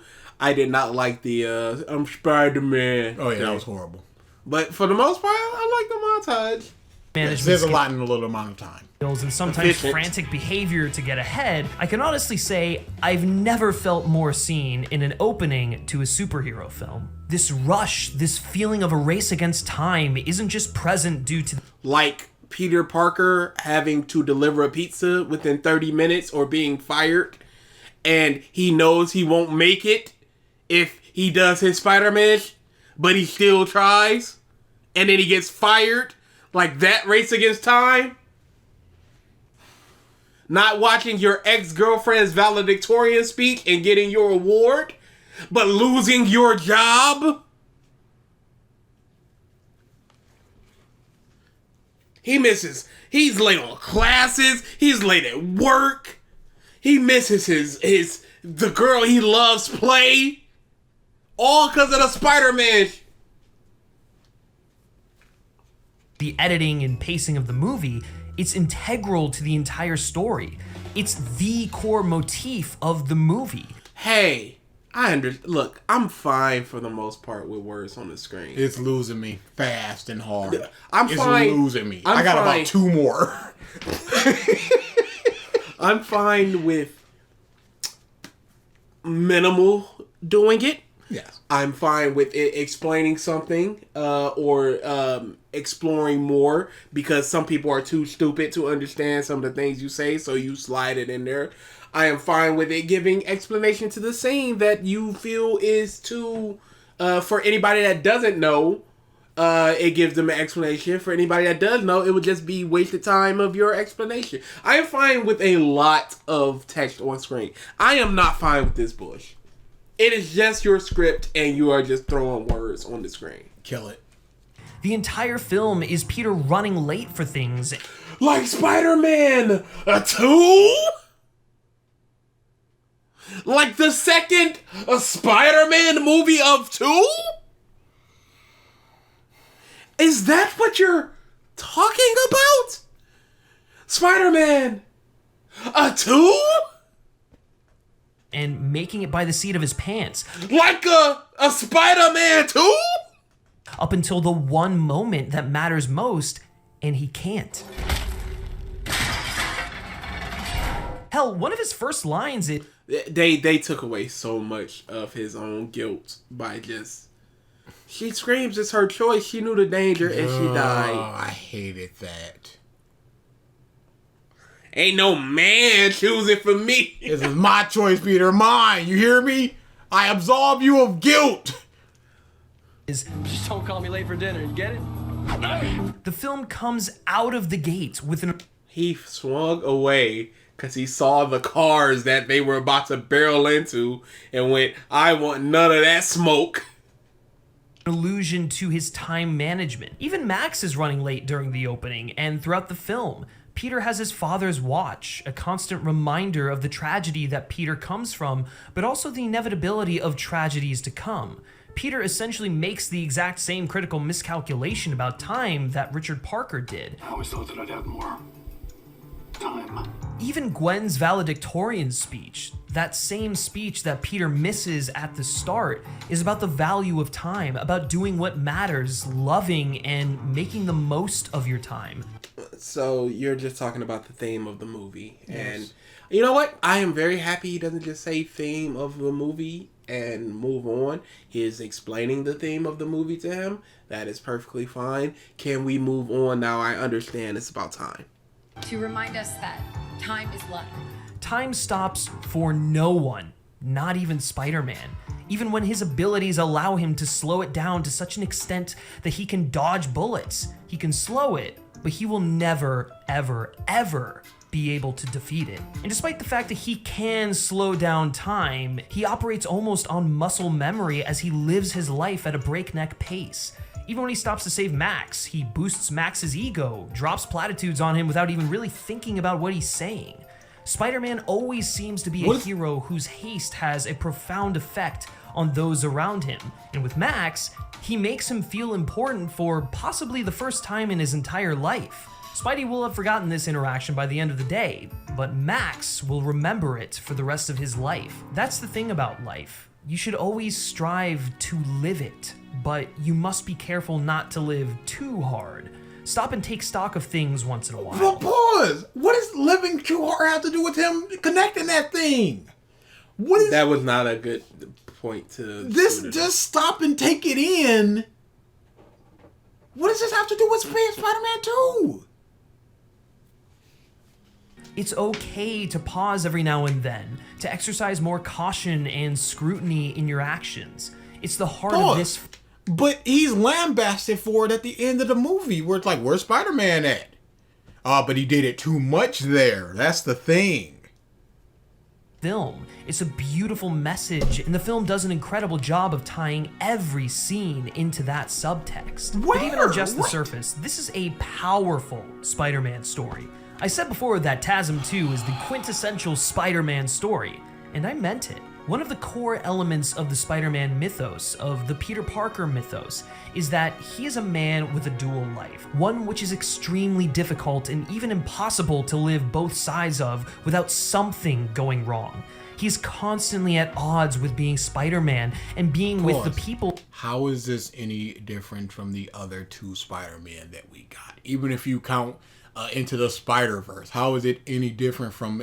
That was in Peter B. Parker's whole thing. Who mean the most to him. This is constantly weighing on Peter throughout the film to a deeper extent than any other Spider-Man has captured. Based on... He's gonna explain it. With him constantly seeing the ghosts of Captain Stacy, being reminded of the promise he made to the man as he was dying. Okay, what does that have to do with the duality of Spider-Man versus... Hey. Not Spider-Man. That's just don't f with my daughter. Isn't that Spider-Man 2 where he talks to Ben Parker and goes, hey, I'm not Spider-Man no more? Couldn't that also be the same type of thing? Yes, it could. Cool. But he saw Captain Stacy, 4 times in this thing? What does it matter? Of the very dilemma that is his existence with these powers. No. The dilemma is with Gwen Stacy. Yes. All the times he's late in the film is mostly to do with Gwen. That's the He dilemma. doesn't have a job. He's not in college yet. That's a big thing. He's kind of bumming around. It's just Gwen. Raimi, he had both a job in college. Plus the MJ stuff. He had the freelancing for the Bugle. He had the pizza job, which he needed bad. I didn't think about that. I'm not saying that the other Spider-Man films don't address this. They all really do to some extent. But The Amazing Spider-Man 2 dives into it, into the Based on... Dives into the dichotomy? Are you serious? Oh my goodness. dichotomy of Peter Parker versus Spider-Man. Dude, are we just not talking about Spider-Man 2 at all? Are we just not talking about the come on, you can do it Spider-Man scene? He's calling for help and he's like, no, I am the help. You can do it, Spider-Man. The help. This is him looking, going, I could go down there to this party and be like, yeah, I know Peter, but and why? And then he turns and go, oh, somebody needs some help over there. And he doesn't do the party thing, he does the help thing. How many, you're just saying that this is better because of, it's just better. No, that's not how this works. It's not. He does the same things as the other Spider-Man. You just go, this one impacts me more. I think that this was done better here. And you explain yourself. Don't just go, yeah, the daddy was there. Look at him. Muff don't have a job. Muff ain't in college. Where's his time going? Where's his time going? He's just doing more Spider-Man stuff than anybody, I guess. What duality? It's just the Gwen stuff. Where the other Spider-Man have school and a relationship at least, and then got a job. Peter Parker versus Spider-Man. It combines that with the uncertainty of life when you're 18, 19, like Peter is. The indecision and second guessing and regret and anxiety all at once to create a fully formed, fully human portrait of Peter Parker without ever feeling fully removed from Spider-Man. It's do the other Spider-Man films just not do this?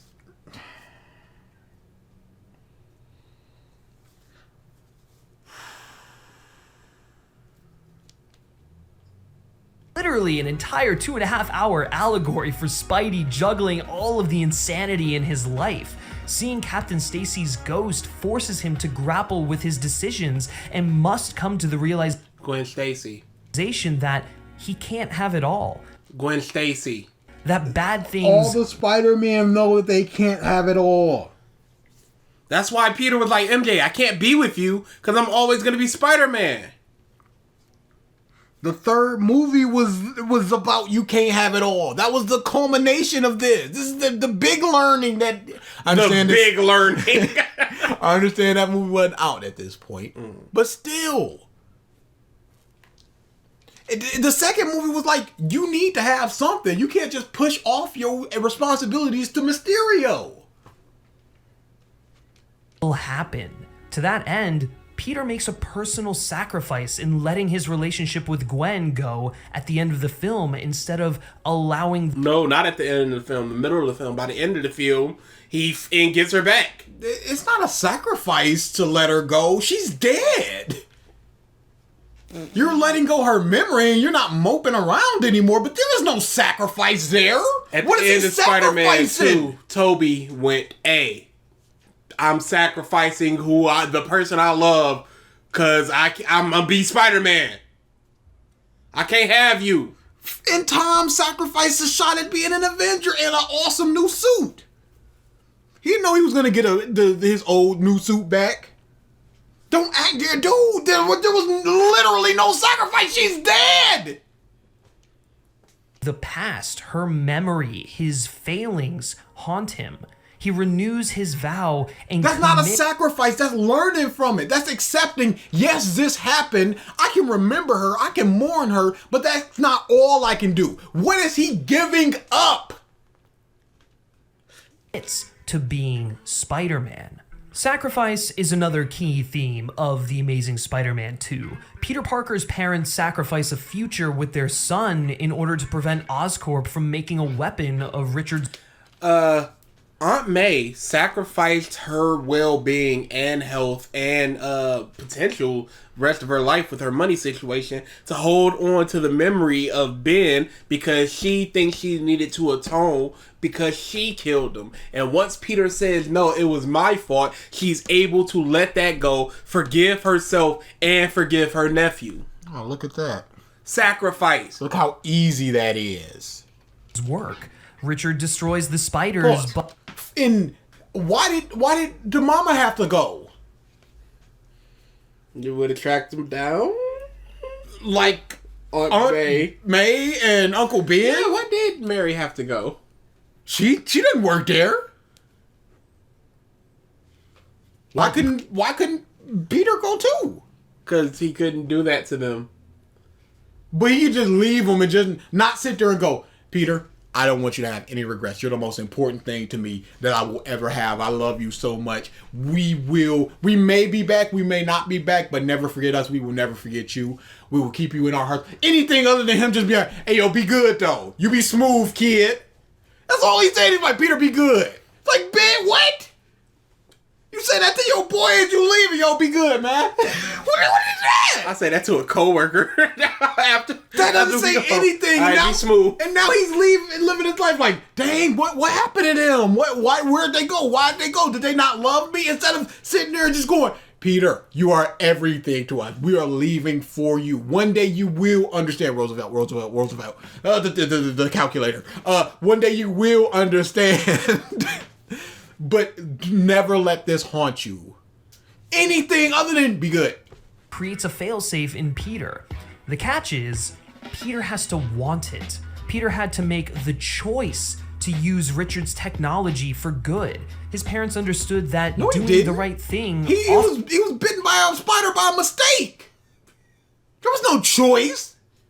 He had to make the choice to be good after that. Yes. But that was a pure and simple coincidence. He goes, it's all tied up to my DNA. He doesn't say, it's all tied up to my DNA. So get bit by a spider and you're going to get spider powers. No, he doesn't even say that in there. So even if he did go, the Osborns, they'll never understand it because it's all tied into my DNA. That does not say, if a spider bites you, you will get spider powers, so go do that and be good. No, that says nothing. If Peter Parker had got that at age 16, he would not know to get bit by that particular spider in order to get spider powers. There's nothing that says that. Well, but that spider alive. Were they recreating the spiders? Because he killed all the spiders. Oh, there was a room of spiders. Yeah, I guess they recreated the spiders. Then why did it still work on Peter with the bloodline thing? It should have worked on Osborn now, because now you don't need the bloodline. No, because they tied it into he coded it into the thing. I also like how he got into his suit and the healing protocol started. I also liked how Norman Osborn was just like, he's going goblin at age 68, and he's just like, yeah, it happened exactly at age 20. Aren't your hands shaking? And next week he got a big old rash on his neck. He's dying next month. And this month lives to 68. What did he do to live that long? Be Norman Osborn, have all the power and the technology. Yeah, because in that little cube, he was just like, this is everything that I did to keep myself alive. And it shows a suit. Did he just hop in a suit every now and again? Healing protocol. Making the difficult choices, even if it means losing the thing you love the most. They sacrificed the future they slaved over planning so that the world would be safe. But the final thing Richard left behind was an invaluable tool for his son. Peter discovering his DNA is the only one that could have worked with the spiders is really Peter finding his father's love. But Richard had a responsibility to get away and save the world from the repercussions of his experiments. Oh my goodness. He had great power, but exercised great responsibility for the betterment of mankind. In a way, he did the whole DNA thing before learning that Oscorp was evil. And if he didn't, why did he put his DNA into it? And only his DNA and not tell anybody? Did he know he was working for an evil corporation? It was just like, nah, they ain't gonna get all this. Why did you do it all this time? Why now is it the time to kill the spiders and delete the information, but still put your DNA in it just to be like, yeah, y'all got all my research and notes and stuff, but it's not gonna work because it's my DNA. The biggest lesson Richard tries to pass on to Peter, but Peter still has to learn it. Gwen Stacy helps Peter put the last of the pieces together in understanding that not only can he not stop time, he can't make anyone's choices for them but his own. Gwen Stacy is the great Spider-Man love interest. Both MJs are great, but Gwen has the most agency and depth of all the various Peter Parker. It's really contrived because in the first movie, she is an assistant of the villain. And in the second movie, she's working for the corporation of the villain. She sees the villain in the elevator. So she can just go, yeah, Max is obsessed with you. And he's erased from the company and everything. She has the most agency because she's put in a position to have the most agency. Gwen makes her own decisions and lives her own life. And isn't that Mary Jane in the first one too, where she's like, hey, no, I ran away from the wedding to be with you. Or I'm not gonna wait for you, Peter. I'm happy you're good now, but I gotta move on with my life. Didn't she do nothing but make her own choices? Emma Stone absolutely slayed this role, by the way. Her father and Peter may have made a pact to protect her. Captain Stacy's ghost might be sending Peter a message, and Peter might be trying to keep her at a safe distance. But at the end of the day, it's not her father's choice. It's not Peter's choice. Gwen makes her own choices regardless of the outcome. She loves Peter, and for that love, the risk and danger is worth the reward. Peter has to learn the value of making a decision. Not necessarily because she chooses, hey, I can't do this. I'm out of here. Yeah, she chooses to go to England, and then he had this one last big gesture, and she's just like, If it was worth it, she wouldn't have been like, I break up with you. She couldn't handle the back and forth being late, all this bullshit. And him going, I can't be with you. So it's just like, no, done. Screw it then. Live with what comes of it. That's why early on in the film, Gwen is sick of his back and forth and lays down the lines, makes the decision to break up because don't just follow the path, make your own trail. Ralph Waldo Emerson. It's Uncle Ben's advice given out of love for his nephew, but which applies 100% to Gwen's philosophy. Gwen's phone call to Peter letting him down easy because she loves him is kind of poetic. It's the tough choice Peter wasn't able to make in relation to Gwen. Peter finally makes his choice here, rather than guiding someone else, and whether the right one or not, it's his choice, and he has to live with what that means. What Gwen choice? is The choice to go into England, or what choice is he talking about? Finding the thing of his father's past, maybe? Oh, but he's just wording! Emotional hero of this whole story. Actually, she kind of comes through during the climax as a literal hero. Oh too, my goodness. She goes, I know the grid. I know I'm here. And she just flips one switch and then just woof. And that was it. You ain't need to be there. Hey, why couldn't he take down the scary electricity monster first?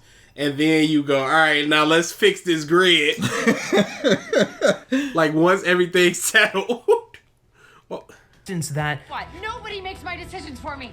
All right? Nobody. This is my choice. I understand. You don't need a character to yell that. That's not good. That's that ham-fisted bullshit that they keep doing in this movie.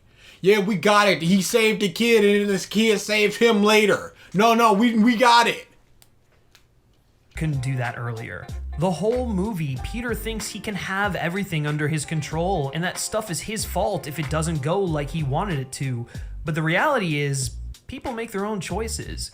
Gwen chooses to be with him, chooses to leave, chooses to help defeat Electro. And at the end of the day, Peter has to choose to be Spider-Man for him, not for anyone else. Even Norman Osborn has a speech about how change is a choice, how people have to want to change, and that ties directly into how if Peter is going to be Spider-Man, he has to take that leap and cut the strings with which he is trying to manipulate the world around him. Because those strings are holding him at bay, just as much as they are Gwen and May. It's just with Gwen. Who else is he trying to influence to go down this path?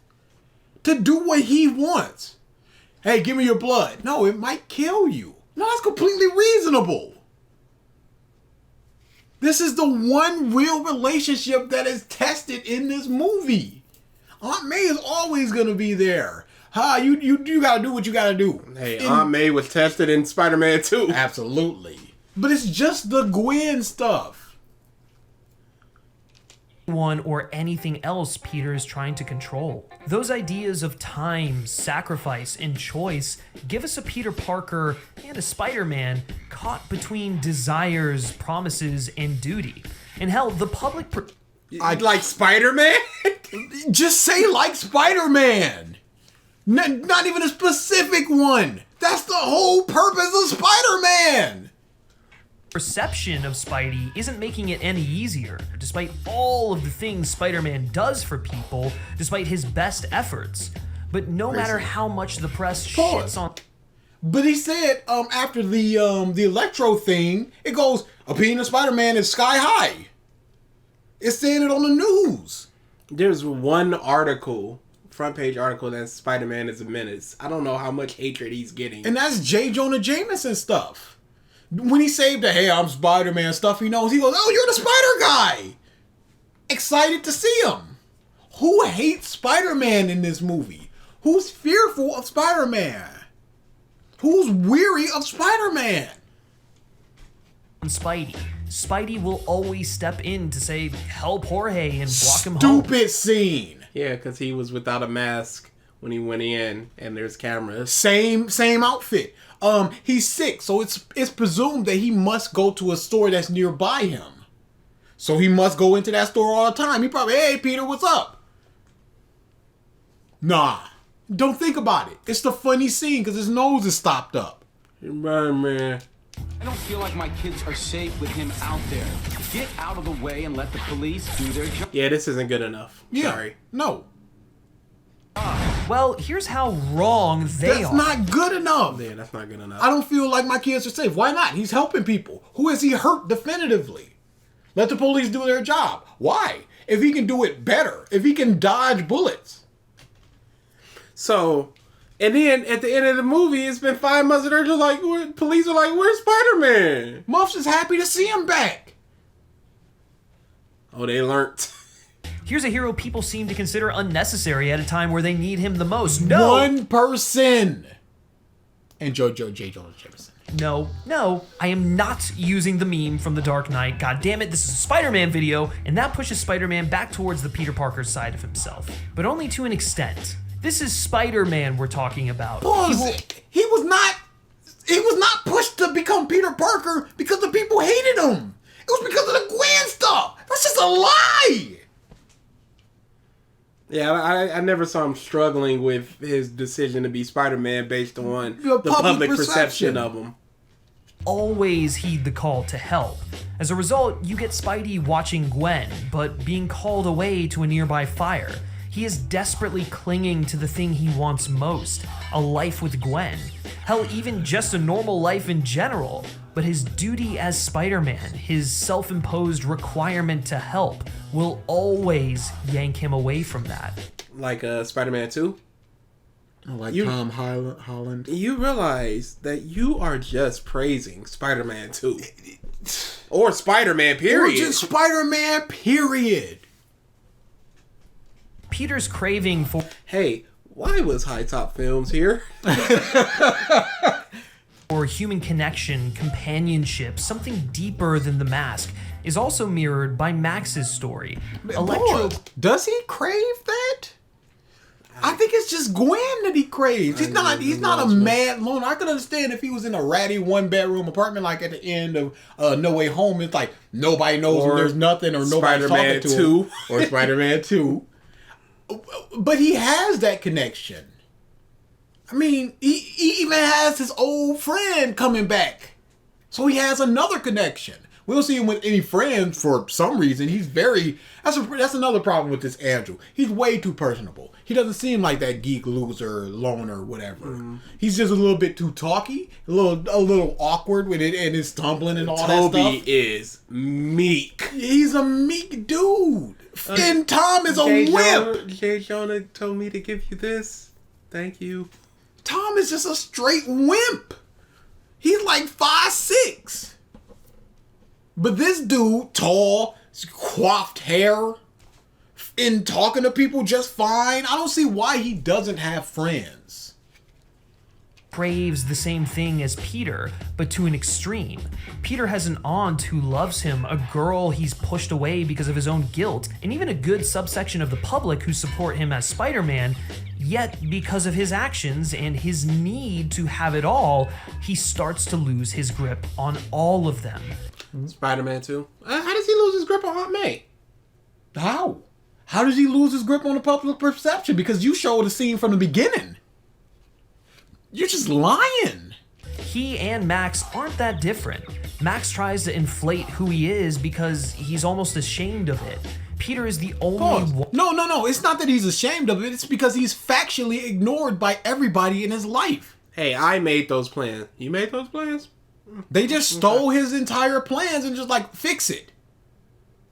Hey, the grid needs to be turned off in order for me to work on this. Not my problem. And he just has to work with live wires. It's not, it is literal him being ignored.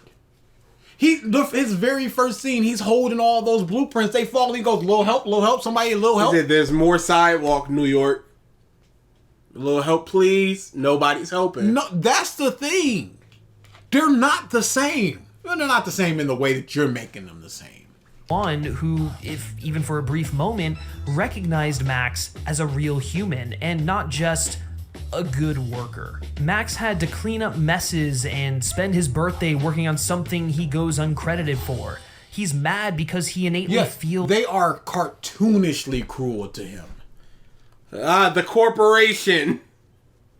Ridiculously so. Like, I can see Alistair Smythe doing that because he's a piece of shit. But what about all his other co-workers? There's nobody? There's not nothing? a single person? Nobody's willing to help him pick up blueprints? Nothing? Nobody? He's just some dude. He's not an annoying dude walking down the street. Somebody drops something, I'm absolutely picking it up. But this is number one, New York. Number two, the same types of people that looked at young Shigaraki and just like, oh, not my problem. Because that needed to happen as well. It's a series of this needs to happen, so it happens. And I don't like that. That he just deserves everyone's love and adoration. He's sympathetic, yet a bit entitled, and does his job for and in search of recognition. I don't think that he's entitled. What's he entitled to? He wants credit for the thing that he built. Actually did. He done did the thing and he's that's mine. I did that. Which would surely come with a pay raise, a grant for the entire city. We saw his apartment. It's not that good. So he must be going for that. What is he entitled to? The love of Spider-Man? He's delusional. That's not an entitlement. I don't... To Spider-Man, who does a thankless job, not wanting or needing the adoration and accolades. In fact... Then why is he struggling with the public perception if he doesn't need the accolades? According to you. Yeah, you said that he struggled with it because of the public perception, but if he doesn't need that, why would he struggle? In fact, if Spider-Man could do the exact same things the exact same way without losing so much of his anonymity, Peter Parker would probably lean further into being Spider-Man. We saw that with One More Day, and that is not a truth. Max, on the other hand, takes everything so personally that even the people who try to be kind to him, if they say or forget one thing or don't reciprocate his adoration, then he takes it as a serious offense. Who are you talking about? Spider-Man. This is the only time. This is the only example that he has. Where he just goes, what's your name? Max, that's what it was. And then he goes, you're my eyes and ears. It was just really when the camera started turning on Spider-Man where he was like, hey, yo. Max is a child having a temper tantrum. He's calming down. He's just like, okay, we're cool. I'm scared. Everything's kind of bush. But then somebody shot him. And then somebody shot him. And then he went crazy. And then he went, you set me up. Which is what it seemed like. Hey, calm him down. We'll take the shot. We go home. Accuses Spidey of being selfish and stealing his light when all he did was react selflessly in order to save everyone, even including Max. Max is selfish where Peter Parker is unfailingly selfless. So many of Spider-Man's villains act almost as alternate versions of Peter. The Batman argument of Did we ever leave? I don't think so. We never left. Same house, y'all. He has succumbed to his worst tendencies. But Max might be the one who is most potently an antithetical mirror. Because he ripped it. No, he didn't. Don't make me go back. Peter, if he had succumbed to his worst tendencies. But his shoulders are growing and bulging out. A hitting play. Max might be the one who is most potently an antithetical mirror to Peter. Max has got some tough competition, though. Exhibit A, Harry's selfish, disease-ridden father who clings to life, lives a half-life because he's constantly... Yeah, he's so selfish wanting to be rid of his disease. And living a life. What a piece of shit. looking to continue. Literally, the spider venom has not gone into human trials. If he was so selfish, they would have. They would have pushed been bodies. Because he's constantly looking to continue living instead of just living and making the most of it. Harry follows Norman down a similar trajectory. Afraid of death, he lets his fear consume him. He becomes a victim to his family heirloom instead of making his own choices. What would be his own choices? Dying in a month? Dying in a month. He goes, I don't want to be like my father. He saw him with his huge, horrible claws and bedridden. In the day after Harry talked to him, he dead. You don't want to cling to life. You don't want to be like, dang, I just got this random disease that's just going to take me out. How did they not? Why did he not know that he had that disease? Until he was 20. Surely he had to do like physicals or blood tests or something. Oh, yeah. Maybe it's like that poison that unless you're searching for that poison, it does not show up in toxicology reports. So we would have to make that very big assumption. Yes. And I assume. Norman is everything he did to stay alive, and a hope Harry can succeed where he failed. The Osborn legacy, or curse as the film puts it, is self-preservation no matter the cost. What was Osborn's cost? Norman's. He lived a half-life, clinging to life. Where were the human trials? Because didn't happen. Because Harry was the first. No matter the cost. He doesn't know what the cost is. He's just going, this is going to work. Look, it's right here. The research is right here. This is going to work. Give me the blood. It worked on Spider-Man. It'll work on me. Look, we got a person that it worked on. Here's the healing right there. Give it here. What do you mean no matter the cost? He didn't know this was going to happen. It's interesting how Norman changed the world when all he did was experiment to perpetuate his own existence. The rest of Norman Osborn's life amounted to weaponizing the hard work of others. The looming consequence of this is another mirror for Peter Parker. Both Harry and Peter are bestowed with something they didn't want, something in their body. I am shocked it didn't go. Look at Harry sitting down, plush seating, and blah, blah, blah words, while Peter stands, the hard worker, the backbone of the... But look how relaxed Harry is, while Peter's reserved because his arms are crossed, guarded against. Behind him is the Oscorp legacy, where as Peter's side, it's a window, as in a window to the soul, possibly reflective, seeing himself back as Spider-Man would see. And you see the owl painting in the back, turning its head towards the people, even though its body is just like Peter is doing to the audience right now and Harry. We can do this, y'all! Are bestowed with something they didn't want, something in their body that fundamentally changes them. But how does Peter and Harry contrast one another? That's a question. Pause!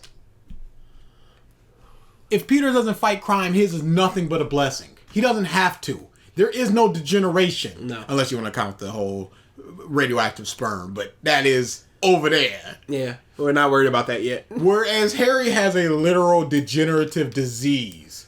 Something that he didn't ask for. A literal rash on his neck as we speak. And Peter has super speed, super strength, healing, cling to walls, reflection, reflexes. Oh man, what a contrast. How selfish Harry is. That's a question. Peter goes to Harry, while still desperately looking to fill a void after his breakup with Gwen, to offer his condolences, connecting for the first time in 2 years. Two awkward childhood friends reconnecting after years actually feels as cringe as it would in real life. The interaction is stilted and hollow and purposefully so. What feels inauthentic in the other movies? You're praising this for feeling authentic. What is inauthentic in the other movies? Are you saying that they are also authentic? Then why praise this for its authenticity? That's the problem. You praising something for something, you have to be like, these other things don't do it, or this does it better than the other things. And show examples. Because Not just it feels authentic. It should be because and then the rest of the sentence instead of because ... next paragraph. Is right through Peter's motives, and this drives a wedge into what had previously just been an empty space. It's actually kind of interesting. Peter is so selfless as Spidey, but selfish as Peter. The opening hints at this, his haste to make it to Gwen's valedictorian speech as Spidey, but he misses the entirety of the speech and instead makes it as Peter, just in time to accept his diploma and kiss Gwen in front of everyone, as if to show off that she is his. A clingy and... Pause. Number one, that's not something that Peter Parker would do. Number two, he was not trying to get there as Spider-Man and be like, yo, I'm Spider-Man, what's up, y'all? No, he was just trying to get there. I don't know how you got that from that scene. And he tried to make it as Spider-Man, but he had to make it as Peter Parker. What? And he barely made it because Aunt May was like, I was about to throw on a tassel and gown and go up there myself. Where the was you? Possessive trait that rears its ugly head multiple times throughout the course of this film, namely the scene where Peter is spying on Gwen and everyone thinks that Peter's being this utter creep, and... That's not being possessive of Gwen, that's just kind of keeping tabs on her because of his love, which is stalker, but possessive would be more like getting angry at a guy. Yeah, if she was talking to a guy and he sort of like grabbed the edge of the building and cracked it or something. He's just kind of seeing what he can't have, the love of his life, in the midst of being Spider-Man. When she goes, I'm going to England, he's like, no, no, you're not. He's like, England? Really? Word? He's just sad about it. No, you're mine and you need to stay here. Like, in The Hero, a Subaru. You owe me! Ah! Yeah, he is, but that's also the point. That's the lesson he has to learn. To not be a creep. To not be possessive. But Peter Parker needs to learn to not be possessive and a creep. You should have used a different font that looks like Possessu. But he doesn't learn that lesson because he goes, instead of letting you go and finding somebody else, I'll just uproot my entire life. All this stuff that's going on here in Rhino people and Muffs trying to turn the entire city into lizards, I'll just go to England with you. How is that learning to not be possessive? Peter tries to cling on to everything and anything he can, even if it's not what the other people want. He shames Gwen for wanting to go to England when he... No, he doesn't. He's sad about it. Yeah, he just goes, England? Really? What shame was there? Say what shame it was. Show what shame it was. Don't just say that it happened. It's not like, so you're just going to leave me behind, huh? Gwen are separated, he tries to shoehorn himself back into Harry's life. He's willing to leave. Hey, I'm sorry about your dad. I'm outie. He goes, I know what you're going through. You were there when my parents died. I wanted to return the favor. He's not shoehorning himself into his life. He's being a nice person. And a friend. You're back in town after 8 years. Your daddy died. My daddy died when I was younger. You help me, I'm gonna help you. That's what? No, he has to make it seem like he's selfish. So he has to do whatever he can. And just go, this scene, it was about him in... Oh, that's grimy as crap. Searches for answers, burying his head in thoughts of his dead parents, neglecting and taking for granted his aunt who's... Neglecting her how? Taking for granted how? He wants answers. He didn't know that she was taking nursing to put her through college. He didn't know that. Nope. Didn't have a clue. How was he neglecting her? He goes double shift and she goes, yeah, sometimes. Which happens with nurses. It's a sad world we live in. And he doesn't try to get a job in order to help. he got the freaking J. Jonah Jameson thing with taking pictures, but we never hear him talk about money at all. Always been there and raised him. Even May, to a small extent, is trying to cling on to Peter because she actually raised him and considers him her own, even if it prohibits Peter from getting answers. You're my boy. As far as I'm concerned, you're my boy. Maybe What would the answers hurt in that instance of him being her boy?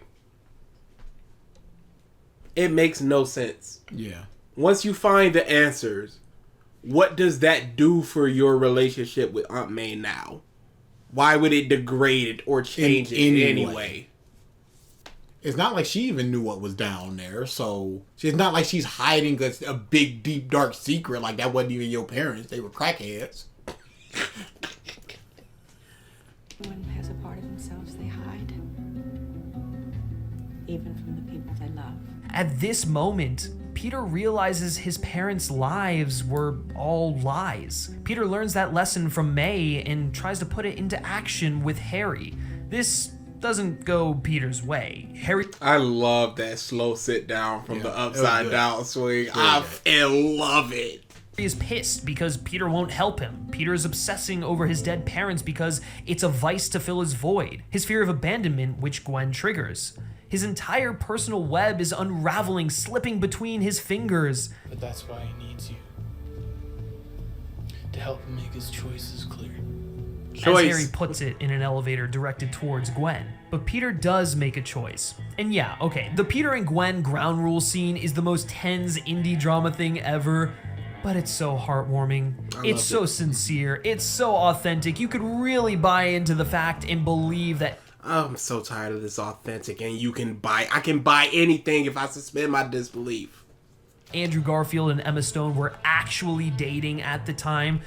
Sure, but there are very few things that I watch where I'm just like, they don't care for each other. Yeah, I don't see the chemistry here. There's very few things that I watch and see that. Love it. Aquaman Mira. Love it. It warms my soul. Gwen understands he's following her, so it's not as creepy as everyone makes it out to be. As I mentioned earlier, I don't care. No, I don't care if the stalky is understanding why the stalker's stalking them. That don't matter. Stalking. People can still see it as creepy, even if you don't see it as creepy. It's still creepy. It's not. Again, I don't believe it's possessive, but it's definitely creepy. For sure, and it's an obstacle. No, it's possessive for sure, but it's not creepy. Yeah, I think you have that backwards, sir. Peter has to overcome, but they're also in this awkward situation of riding the line of a relationship. Does it make it right? No, but the film purposefully draws attention to that, calls Peter out on his weirdness. It's a personal hang-up that the main character has to overcome. Peter is losing Gwen and he doesn't. Wants to go to school. Eventually, Peter trying to cling on to her is going to be what seals her fate, but he can't even process or react to getting Gwen back because Electro shows up and ends their final. Clinging on to her is what seals her fate. That's the opposite. He tried to push her away from battle. She made the choice to do the thing. I guess them being together is what tipped Harry off, and then Harry was just like, the traffic wasn't moving, so this would still mostly happen more than likely if he goes to fight Electro, and because he webbed her up, so she would still likely try to go save the power grid, but maybe after the battle. Well, but words. I can just say words and show a scene and not explain it and just go, this is what it do be. Moment of joy together. Peter's mirror, this monster who he played the tiniest part in helping create, has returned to haunt the person he believes flipped the switch. Electro in his final form is a manifestation of Max's suppressed ego and is literally the ant bully complex Peter had in the previous film had it not been placed in check. Harry, the other monster who Peter stirred. What do you mean? What do you mean? What? The bully thing? What are you talking about? Lists Max using shared discardment to appeal to Electro. Electro revels in the role reversal of him being in a Spider-Man-like position. Max wanted credit for the grid layout that Oscorp stole, but he'll settle for infamy. The Osborn legacy is leeching off of the genius of others, and Electro arrives at the end to leech until he has had all the power he can possibly have, and that leads us to... You see, I have to say the word leech because unbelievable. Which part? The Osborn legacy is to leech off of others. So when Max comes later to leech off the power, it's like a thematic through line of leeching and choice and rape. Oh boy, we made it. We're here. One of my favorite climaxes in superhero cinema. Oh my god, I love it. It gives me chills just talking about it. Okay, we're gonna talk about some shit. First of all, yeah, we are. You can't just cap off a Spider-Man film with Spider-Man fighting a bad guy. Spider-Man is a hero who will always fight for the people of New York City, for innocent people in general, to the point where saving lives supersede mere success against a villain. Opening scene of the film where the giant semi barrels over 3 cars as he swings away from the devastation. Granted, most Spider-Man villains are a direct threat to the public anyway, but nonetheless, you have to directly make innocent people and their rescue an objective rather than relegating them to the background. That's why the plane and hospital sequences and that's what Green Goblin did. Let die the woman you love, or suffer the little children. Finish it! Finish it. That's what Doc Ock did. Yeah. About to bring the whole city down. This isn't...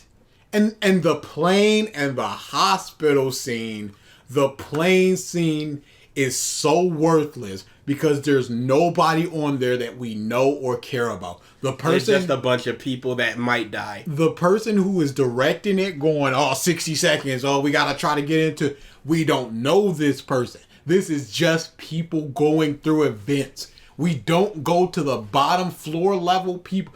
It's fine in a superhero to go, the amalgamation of people we are saving. Yeah. We don't need to see ground level, we're saving these individual people. This was pure padding to just go, it's very important why the grid needs to be put back on right now. Hospitals. I'm fine with it with a scene like The Dark Knight where Joker forces the choice of do you blow up the blah blah, because we don't need to know those people. We know there's the quote unquote good people on the boat and the quote unquote criminals on the boat, and it's the choice of the people that matters more than the lives saved or lost. This is just, hey, there's people in hospitals, there's people in planes, they need the electrum of necessities. It's not like Aunt May is doing anything. She's just sitting there going, where the power? Where the power? People are dying. All right, we're back, people. Let's bring it back up. The way she talking at the when the power came back up, was like, yeah, let's get to it, people. You think she was the head nurse? So great. They show the larger stakes of what happens if Spider-Man fails. But also, I don't care about these random nobody people.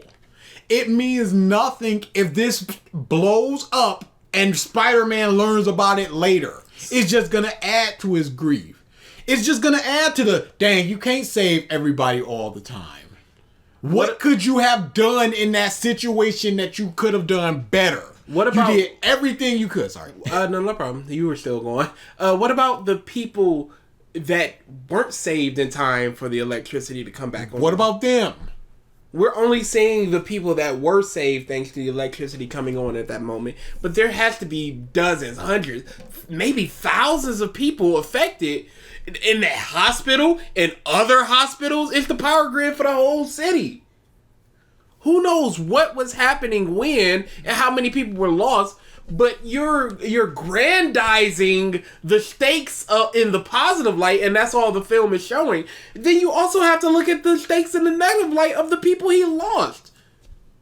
What about the stakes of Spider-Man 2, where he saves the kid, and then they go, well, some poor schmuck trapped in the 5th floor, and he burned up. They big ain't make it.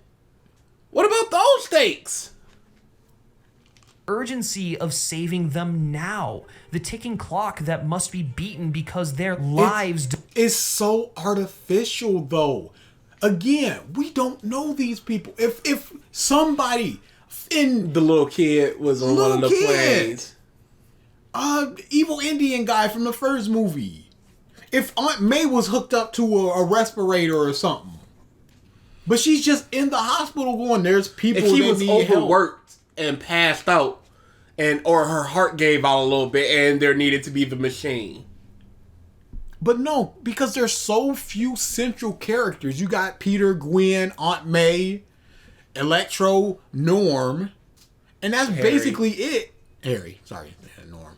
But that's basically it. So you don't have anybody to connect to outside, just lower line level people going, I care about them. They're in danger. Aunt May is not in danger. Other people are in danger around Aunt May. These people are in danger. I don't care about these people. When the plane blew up in Final Destination 1, I'm not like, oh crap. Those faceless, people. Nameless I'm like, people. Our people got off. That's what it is. I don't care about just the number.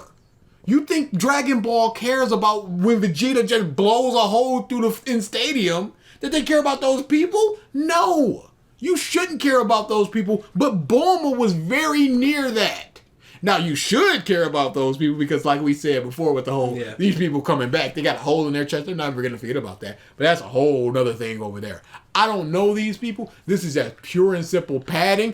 Again, what changes if those planes do crash? Spider-Man could not have been any more perfect in that situation. Things happen. I think that's a better lesson than things will never happen. I'm Spider-Man. I can fix everything all the time. Highlighting the civilian acts of heroism in New York doing their part while Spidey does his is awesome, which is one of the highlights of the first film as well. I hated that crane scene. Hospitals have generators. Yeah. Central generators because electricity does go out sometimes. So, and it wasn't off for nothing but 10 minutes. And I'm sure it could have sustained that. So what acts of heroism? I think they were just kind of doing their jobs. Yeah. I mean, yes, doctors and nurses are heroes in regular life every day. But I think they were just doing their job. I would need to see... Yeah, I would need to see the scene and be like, they're going above and beyond. Because I legitimately don't remember it because I'm like, I don't care. I watched it not 5 hours ago. About that for me too. Well, with the bridge and crane sequence. No, it was so bad. One of the best things about this climax is how Gwen is a constant, active part. I love her yelling, Peter. I love it. Peter! Participant in helping Peter stop. Pause. She comes down with Spider-Man, and they're like, "What the y'all doing?" And she goes, "I'm Captain Stacy's daughter." And then they just let her continue to talk like, "I can fix the grid and crap." And she's like, "No, you're not anybody. You don't have No, I know that guy. His daughter? You mean nothing? No, get out of here. You're not certified to be in this danger zone just because you know a person." Oh, I guess we should let in his cousin too.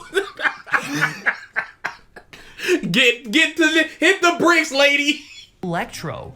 These two are like the power couple of superhero cinema, and here they are working in tandem to restore the power. She flipped a switch. Anybody could have done that. She could have told him how to do it. What would have changed? Except the scene itself would have needed to change because of how to defeat Electro, because it was Spider-Man, him shooting Spider-Man. But if she would have just went, hey, flip these 2 switches, here's the layout, flip these, and then, or she was on the phone with him, he likes picking up phone calls from her. Down. It's fucking glorious, and like I said, Gwen really is the hero of this entire thing. She saved so many lives by doing this, and put herself in a spotlight as a consequence. By doing what? Exactly what you showed. Whoop. Making herself a target for Harry.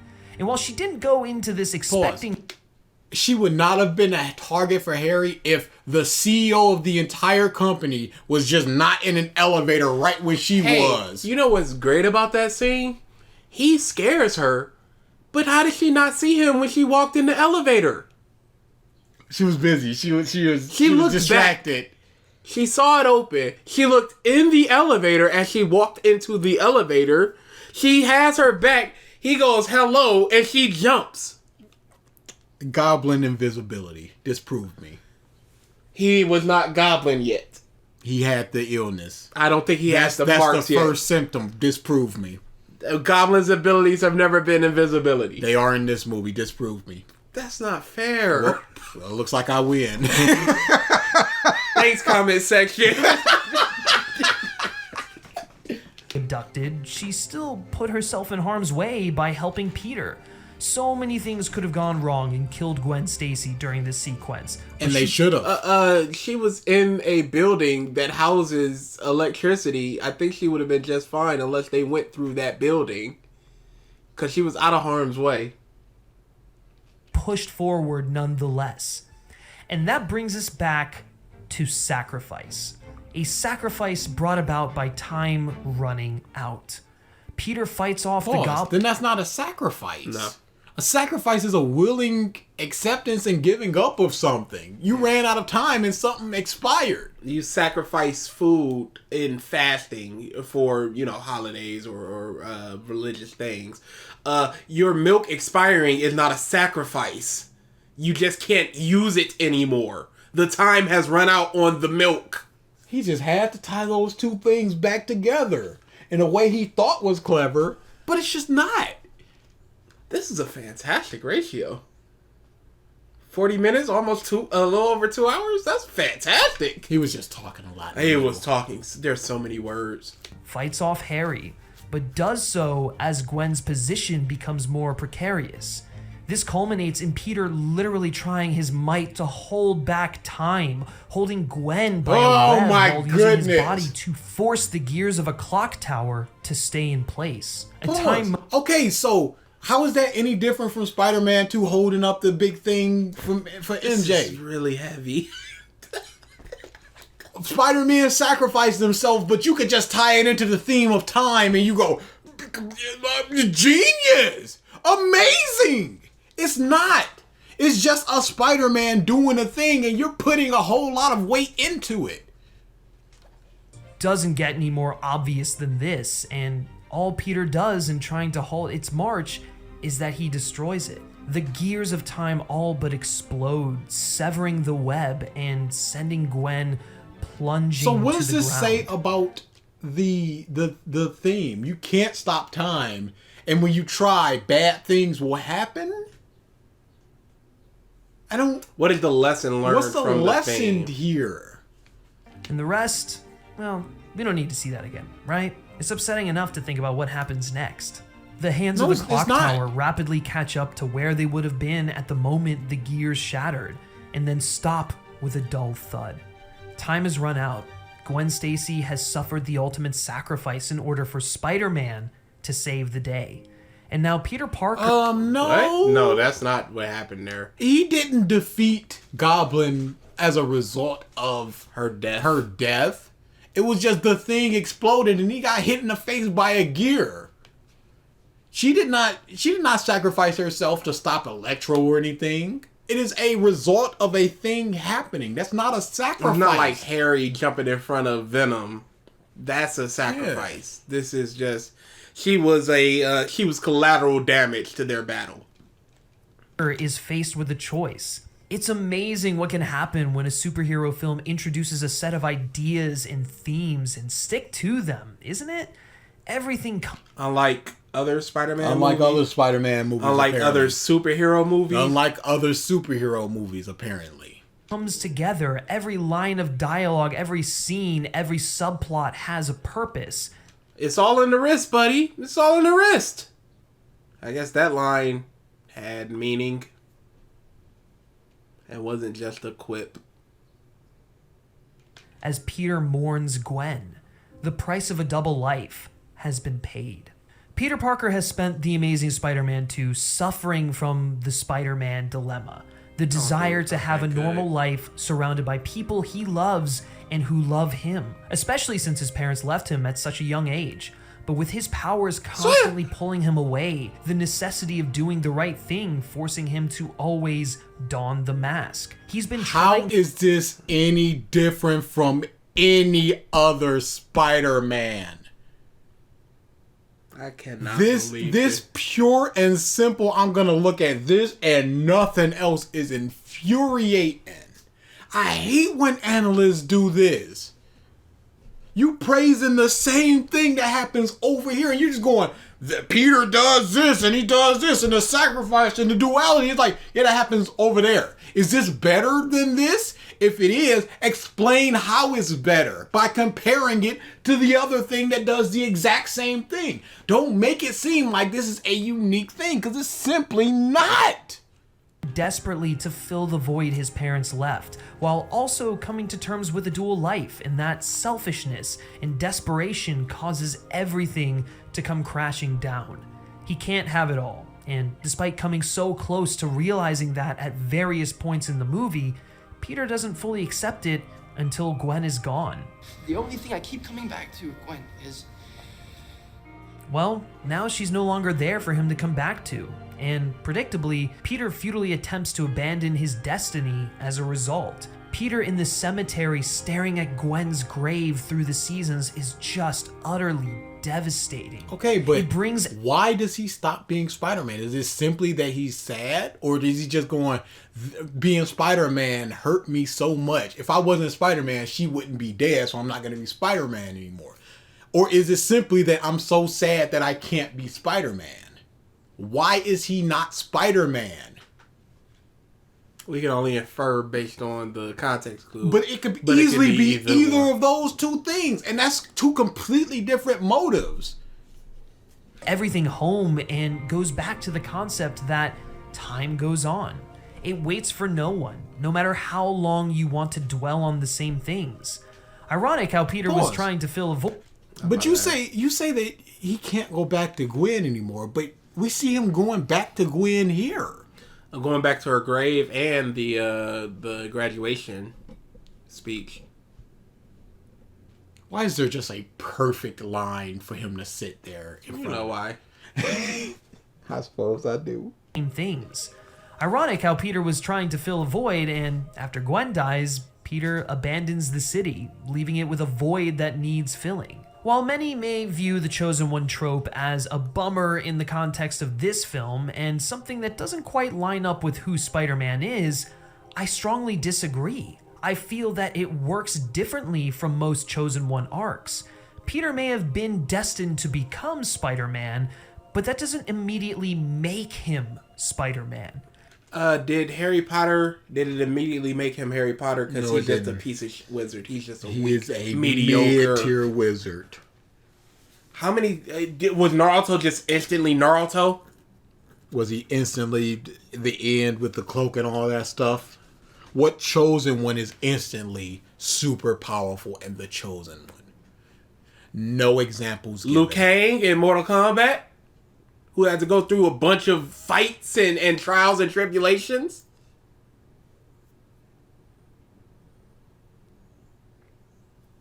Who had to feel his animality in the second one. His animality. He's like, oh, I can feel it. Impressive.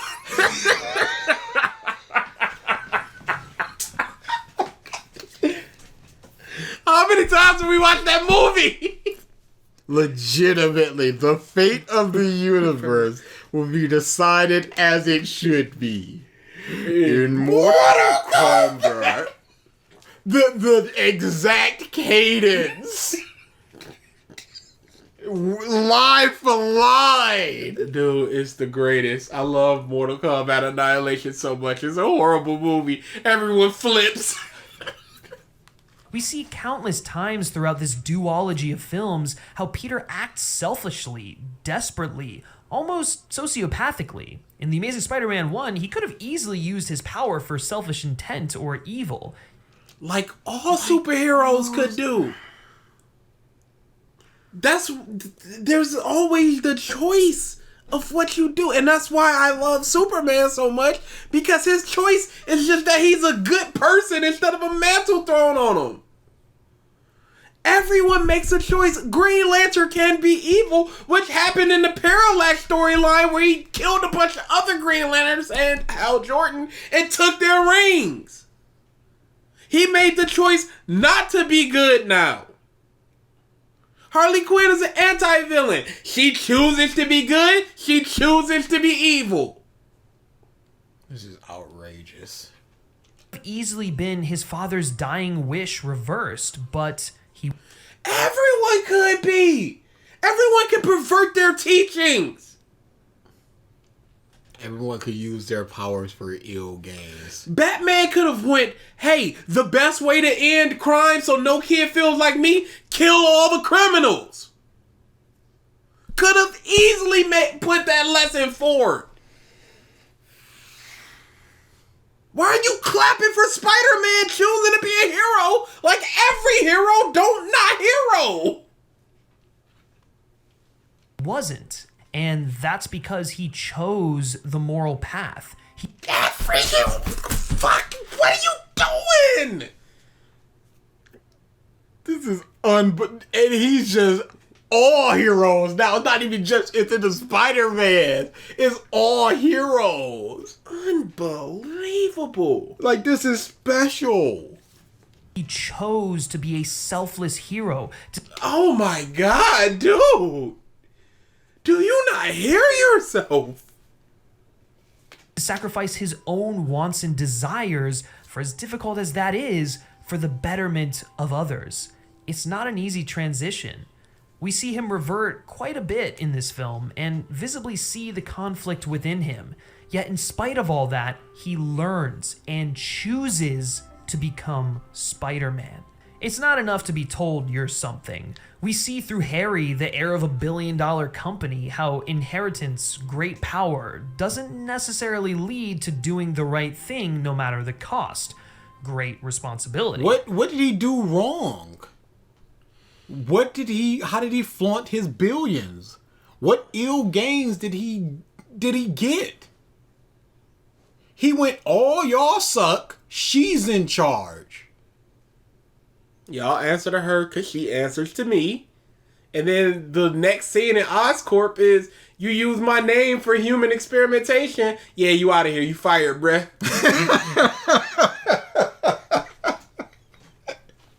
And then the scene after that, he's trying to get Electro. And he's using his father's after just asking Spider-Man for his blood. He's using his father's experiments and stuff to try to get healthy, I guess. He's using the already gotten labor to try to get healthy. Even Max, while the subject of a tragic accident, is gifted with great power and has a clear choice early on to change the course of his life, to use the power for the betterment of others. His rage, his... Oh, Max, you were never a nobody. No, I was. It's so good. That's really good. But again, he was calm, but then they shot him. Yeah, he took a step back, it caused him to surge, and they went kablooey. That's what happened. It wasn't his rage. He was acted upon. It was an unfortunate circumstance that led to this. Lust for attention thwarted that almost immediately. Hell, you can even rope the lizard from the previous film into that idea. That was never the case for Peter. And that's why, despite everything Peter Parker is and finds his way back to being Spider-Man, we get May's speech to Peter about moving on and living his life for him, not someone else.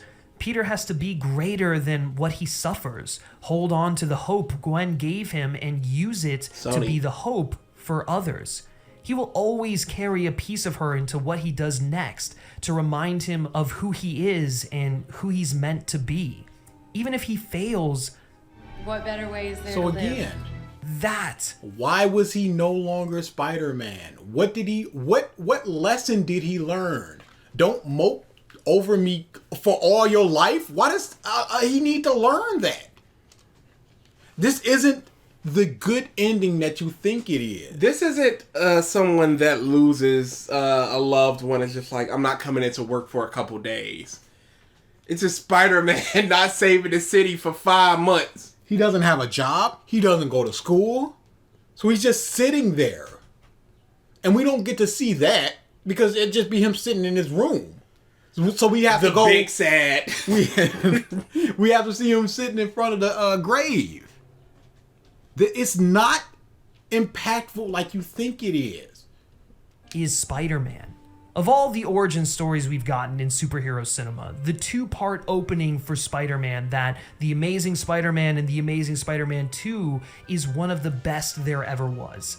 I said it earlier, the biggest flaw of this film... Yeah, let me just say that. Hey. Let me just say it.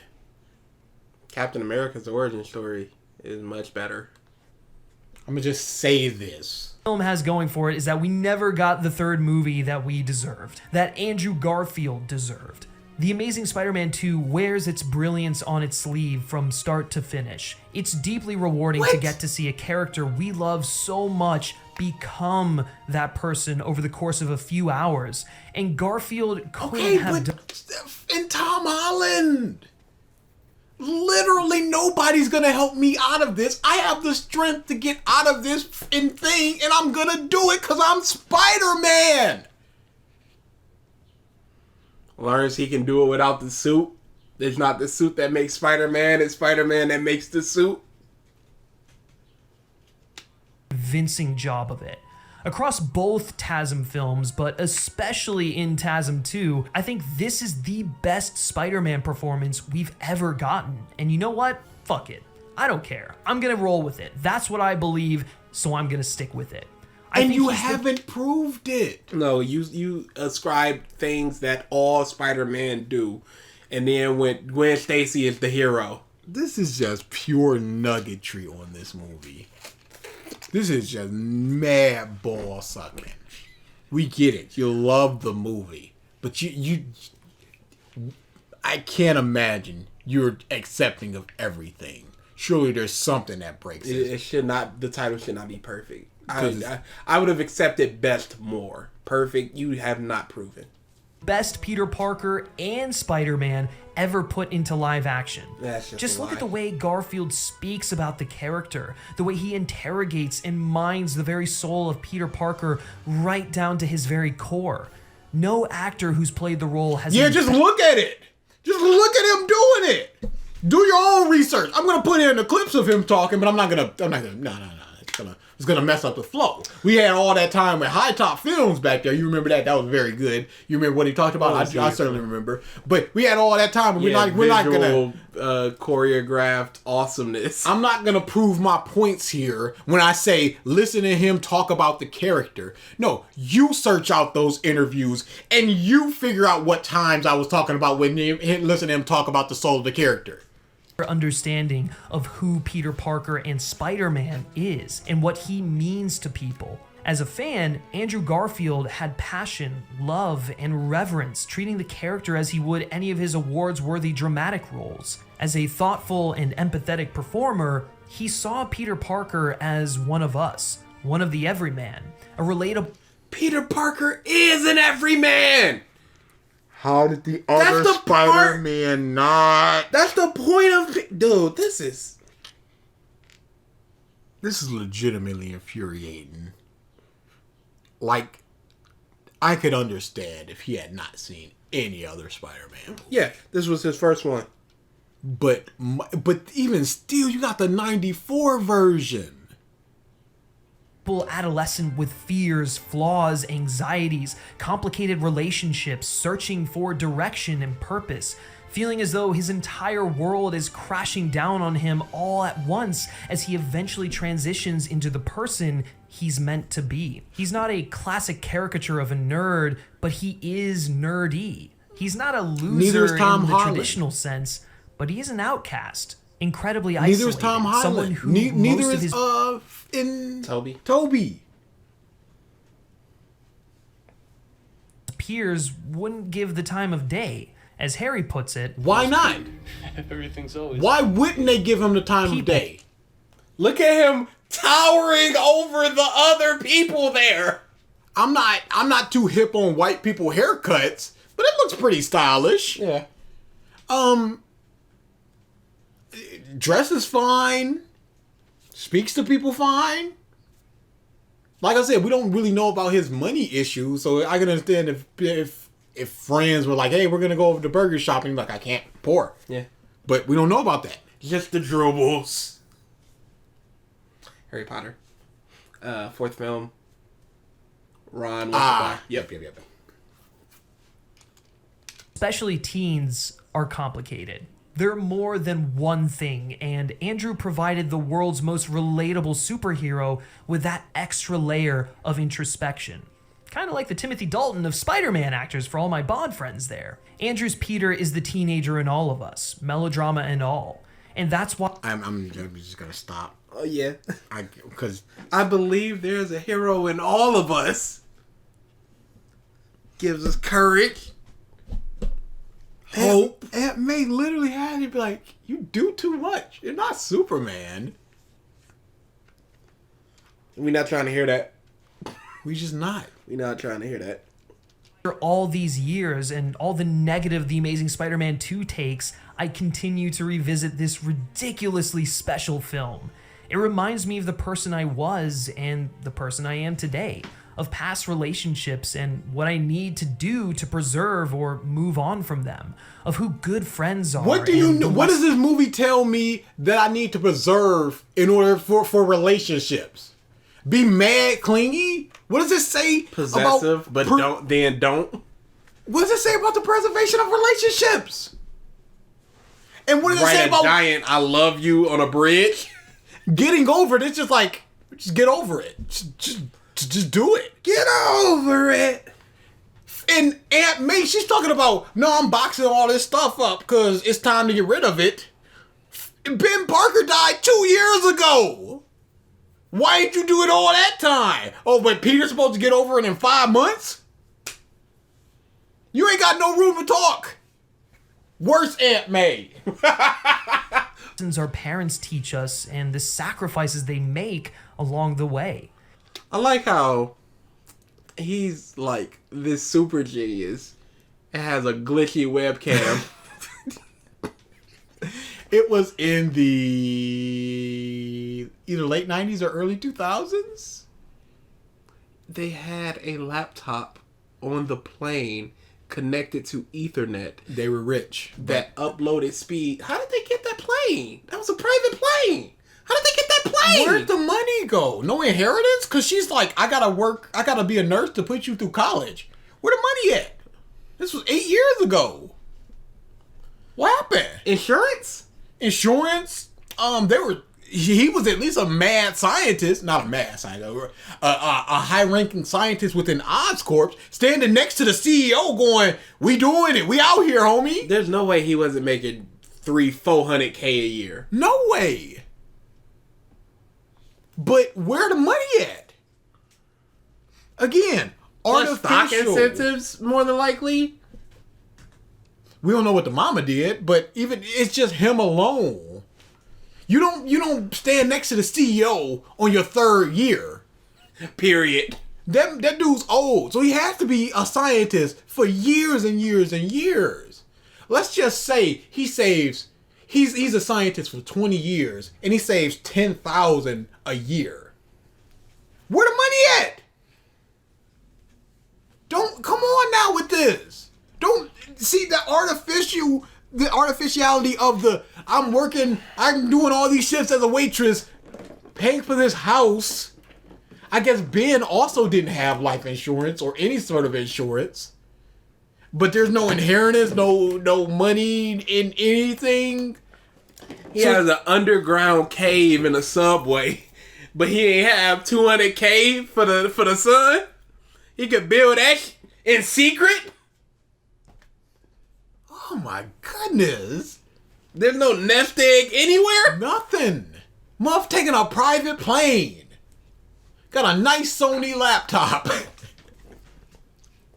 Quality. Where the money at? Comforting and emotional, and shit, man, I still cry when Gwen plummets to her death in the clock tower. The Amazing Spider-Man 2 is... Why didn't he pull her up?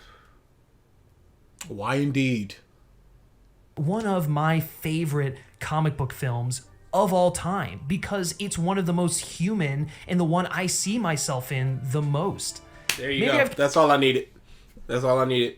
I relate to this Peter Parker. Big time. And that's all I needed. Convince some of you to see The Amazing Spider-Man 2 in a different light, or maybe you all think I'm as insane as... Well, either way. No, when you're Spider-Man... not as insane. You're as illogical. You're as... It's just your words are just... You're just saying stuff and you're going, there it is. They're so general. Not thinking about any other Spider-Man and putting this one on a pedestal. It's insane. Faces that gleefully insane Paul Giamatti in his rhino suit, and the two charge at one another, and that heroic Hans Zimmer score sends chills down my spine as Spidey... I'm glad nobody was in that building as a black. missile hit. As much as we should have concluded the trilogy, I'm still content as the credits roll, because we got the misunderstood masterpiece that is The Amazing Spider-Man 2. Spidey 2 is a terrible film. This was a terrible video. I'm going 9.5. I'm going 10. Wow. It would have been like a 9. Enough. It would have been like a 9, but HiTop pushed it over. Wow. HiTop got a full point by himself. Yeah, don't. It's just that. Please simple. stop. Just points. Be better. Do better.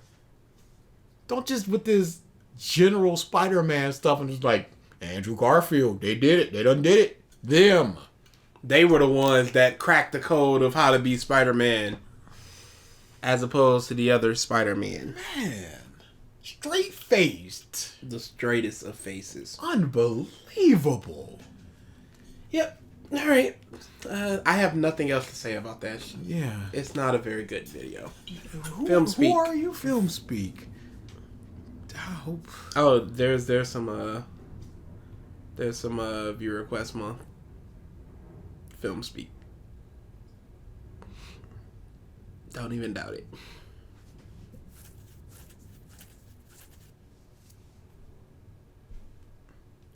The same month that this came out, he put out Spider-Man No Way Home, A Satisfying Mess.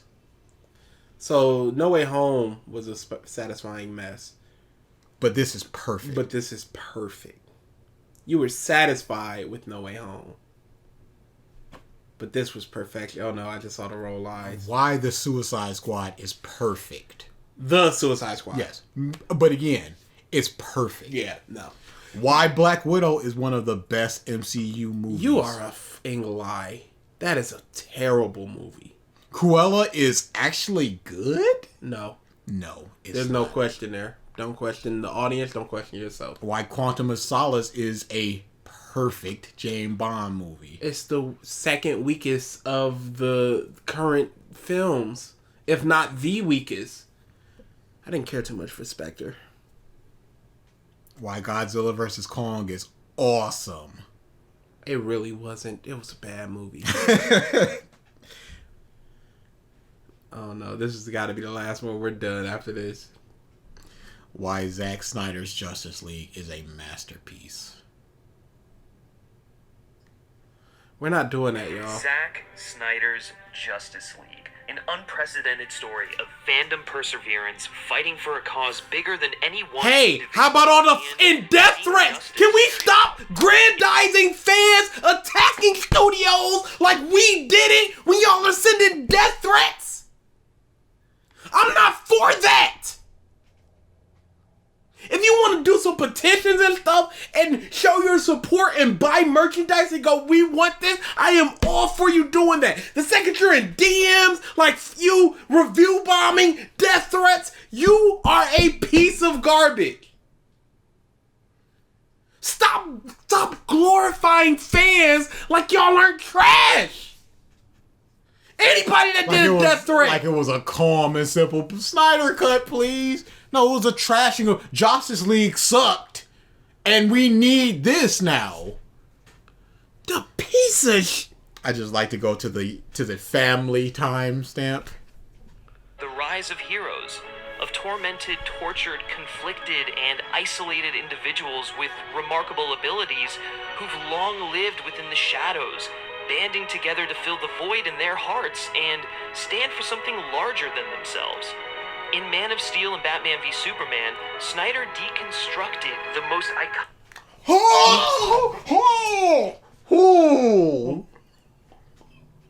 A twofer!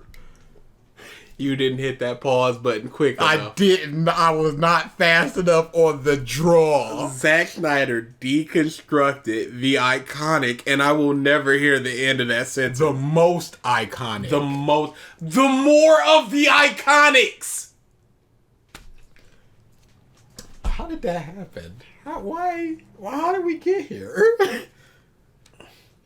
Why are we put here? Just to suffer? Holy crap! What a bomb! What a bomb! Keep doing you, I guess. Either. Oh no, I guess that's the editor. You can't be serious. What? What are we doing? Spider-Man Into the Spider-Verse, the best Spider-Man film. But I'm done. This is Hypebeast bullshit. 100,000%. No, the thing you think is bad is actually good. The thing you think is good is actually great. The thing you think is great is amazing. The thing that you think is bad, it's a misunderstood masterpiece. Is there a negative video on his channel? Yes. And it is for?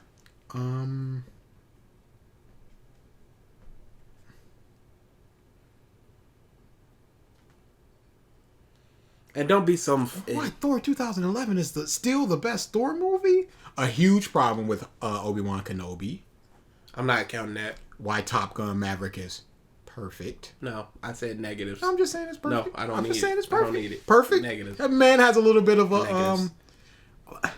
What? Doctor Strange Multiverse of Madness is almost great. So that's pretty far from it. Fantastic Beasts 3, the movie that saved Harry Potter? Kinda. No. What the is that? I've yet to hear a negative. I'm not counting Obi-Wan. The Dark Knight Rises is my favorite Batman film. Suck. Why the Batman and Robert Pattinson is perfect. I'm not asking you for these. I know. I'm just doing a huge problem with Boba Fett. How Uncharted and Mark Wahlberg killed the Uncharted movie franchise. Okay, I'll take that. There we go. Stop looking. Why Scream 2022 is a perfect Scream movie. It was a pretty good Scream movie. Stop looking. Why Eternals is not good. There we go. That's not fair though. It kind of writes itself. Yeah, he could go look at it and I would not.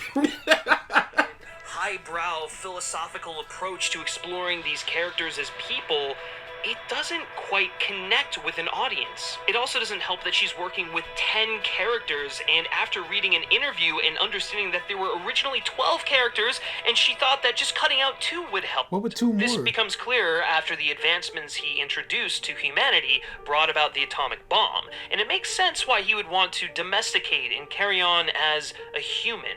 Actually, speaking of domestication, they don't really get into his life as a father, as a husband, and how that's shaped him. While it's nice to see this kind of representation on screen, his queerness feels more performative than characteristic. It's... Cool. Why No Time to Die is the perfect ending. It's a pretty good ending. And I really like No Time to Die, but it's not the perfect ending. You don't think it's perfect? No.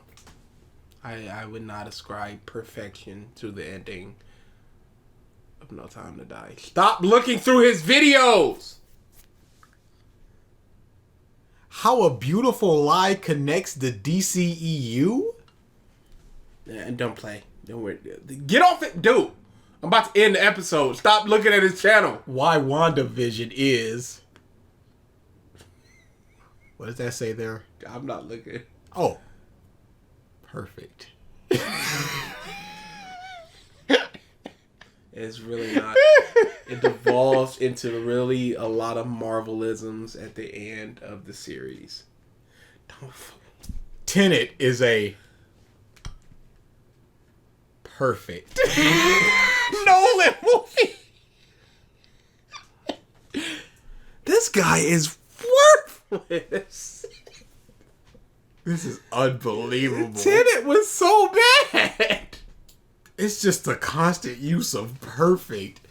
It's outrageous. What does he get views wise typically? I'll tell you right after after I ask you the question, or try to explain to you why Sleepy Hollow is a perfect Halloween movie.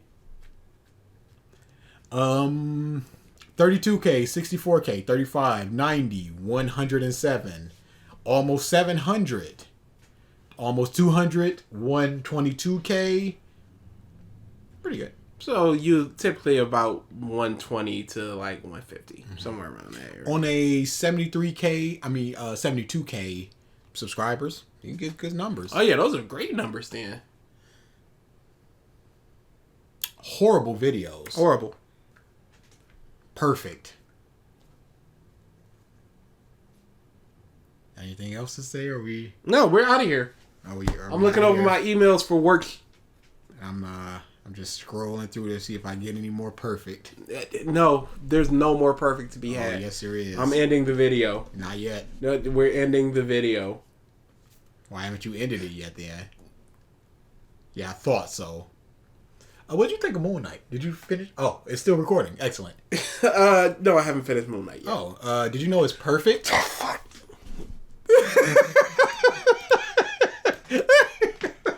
Thought we were having a conversation.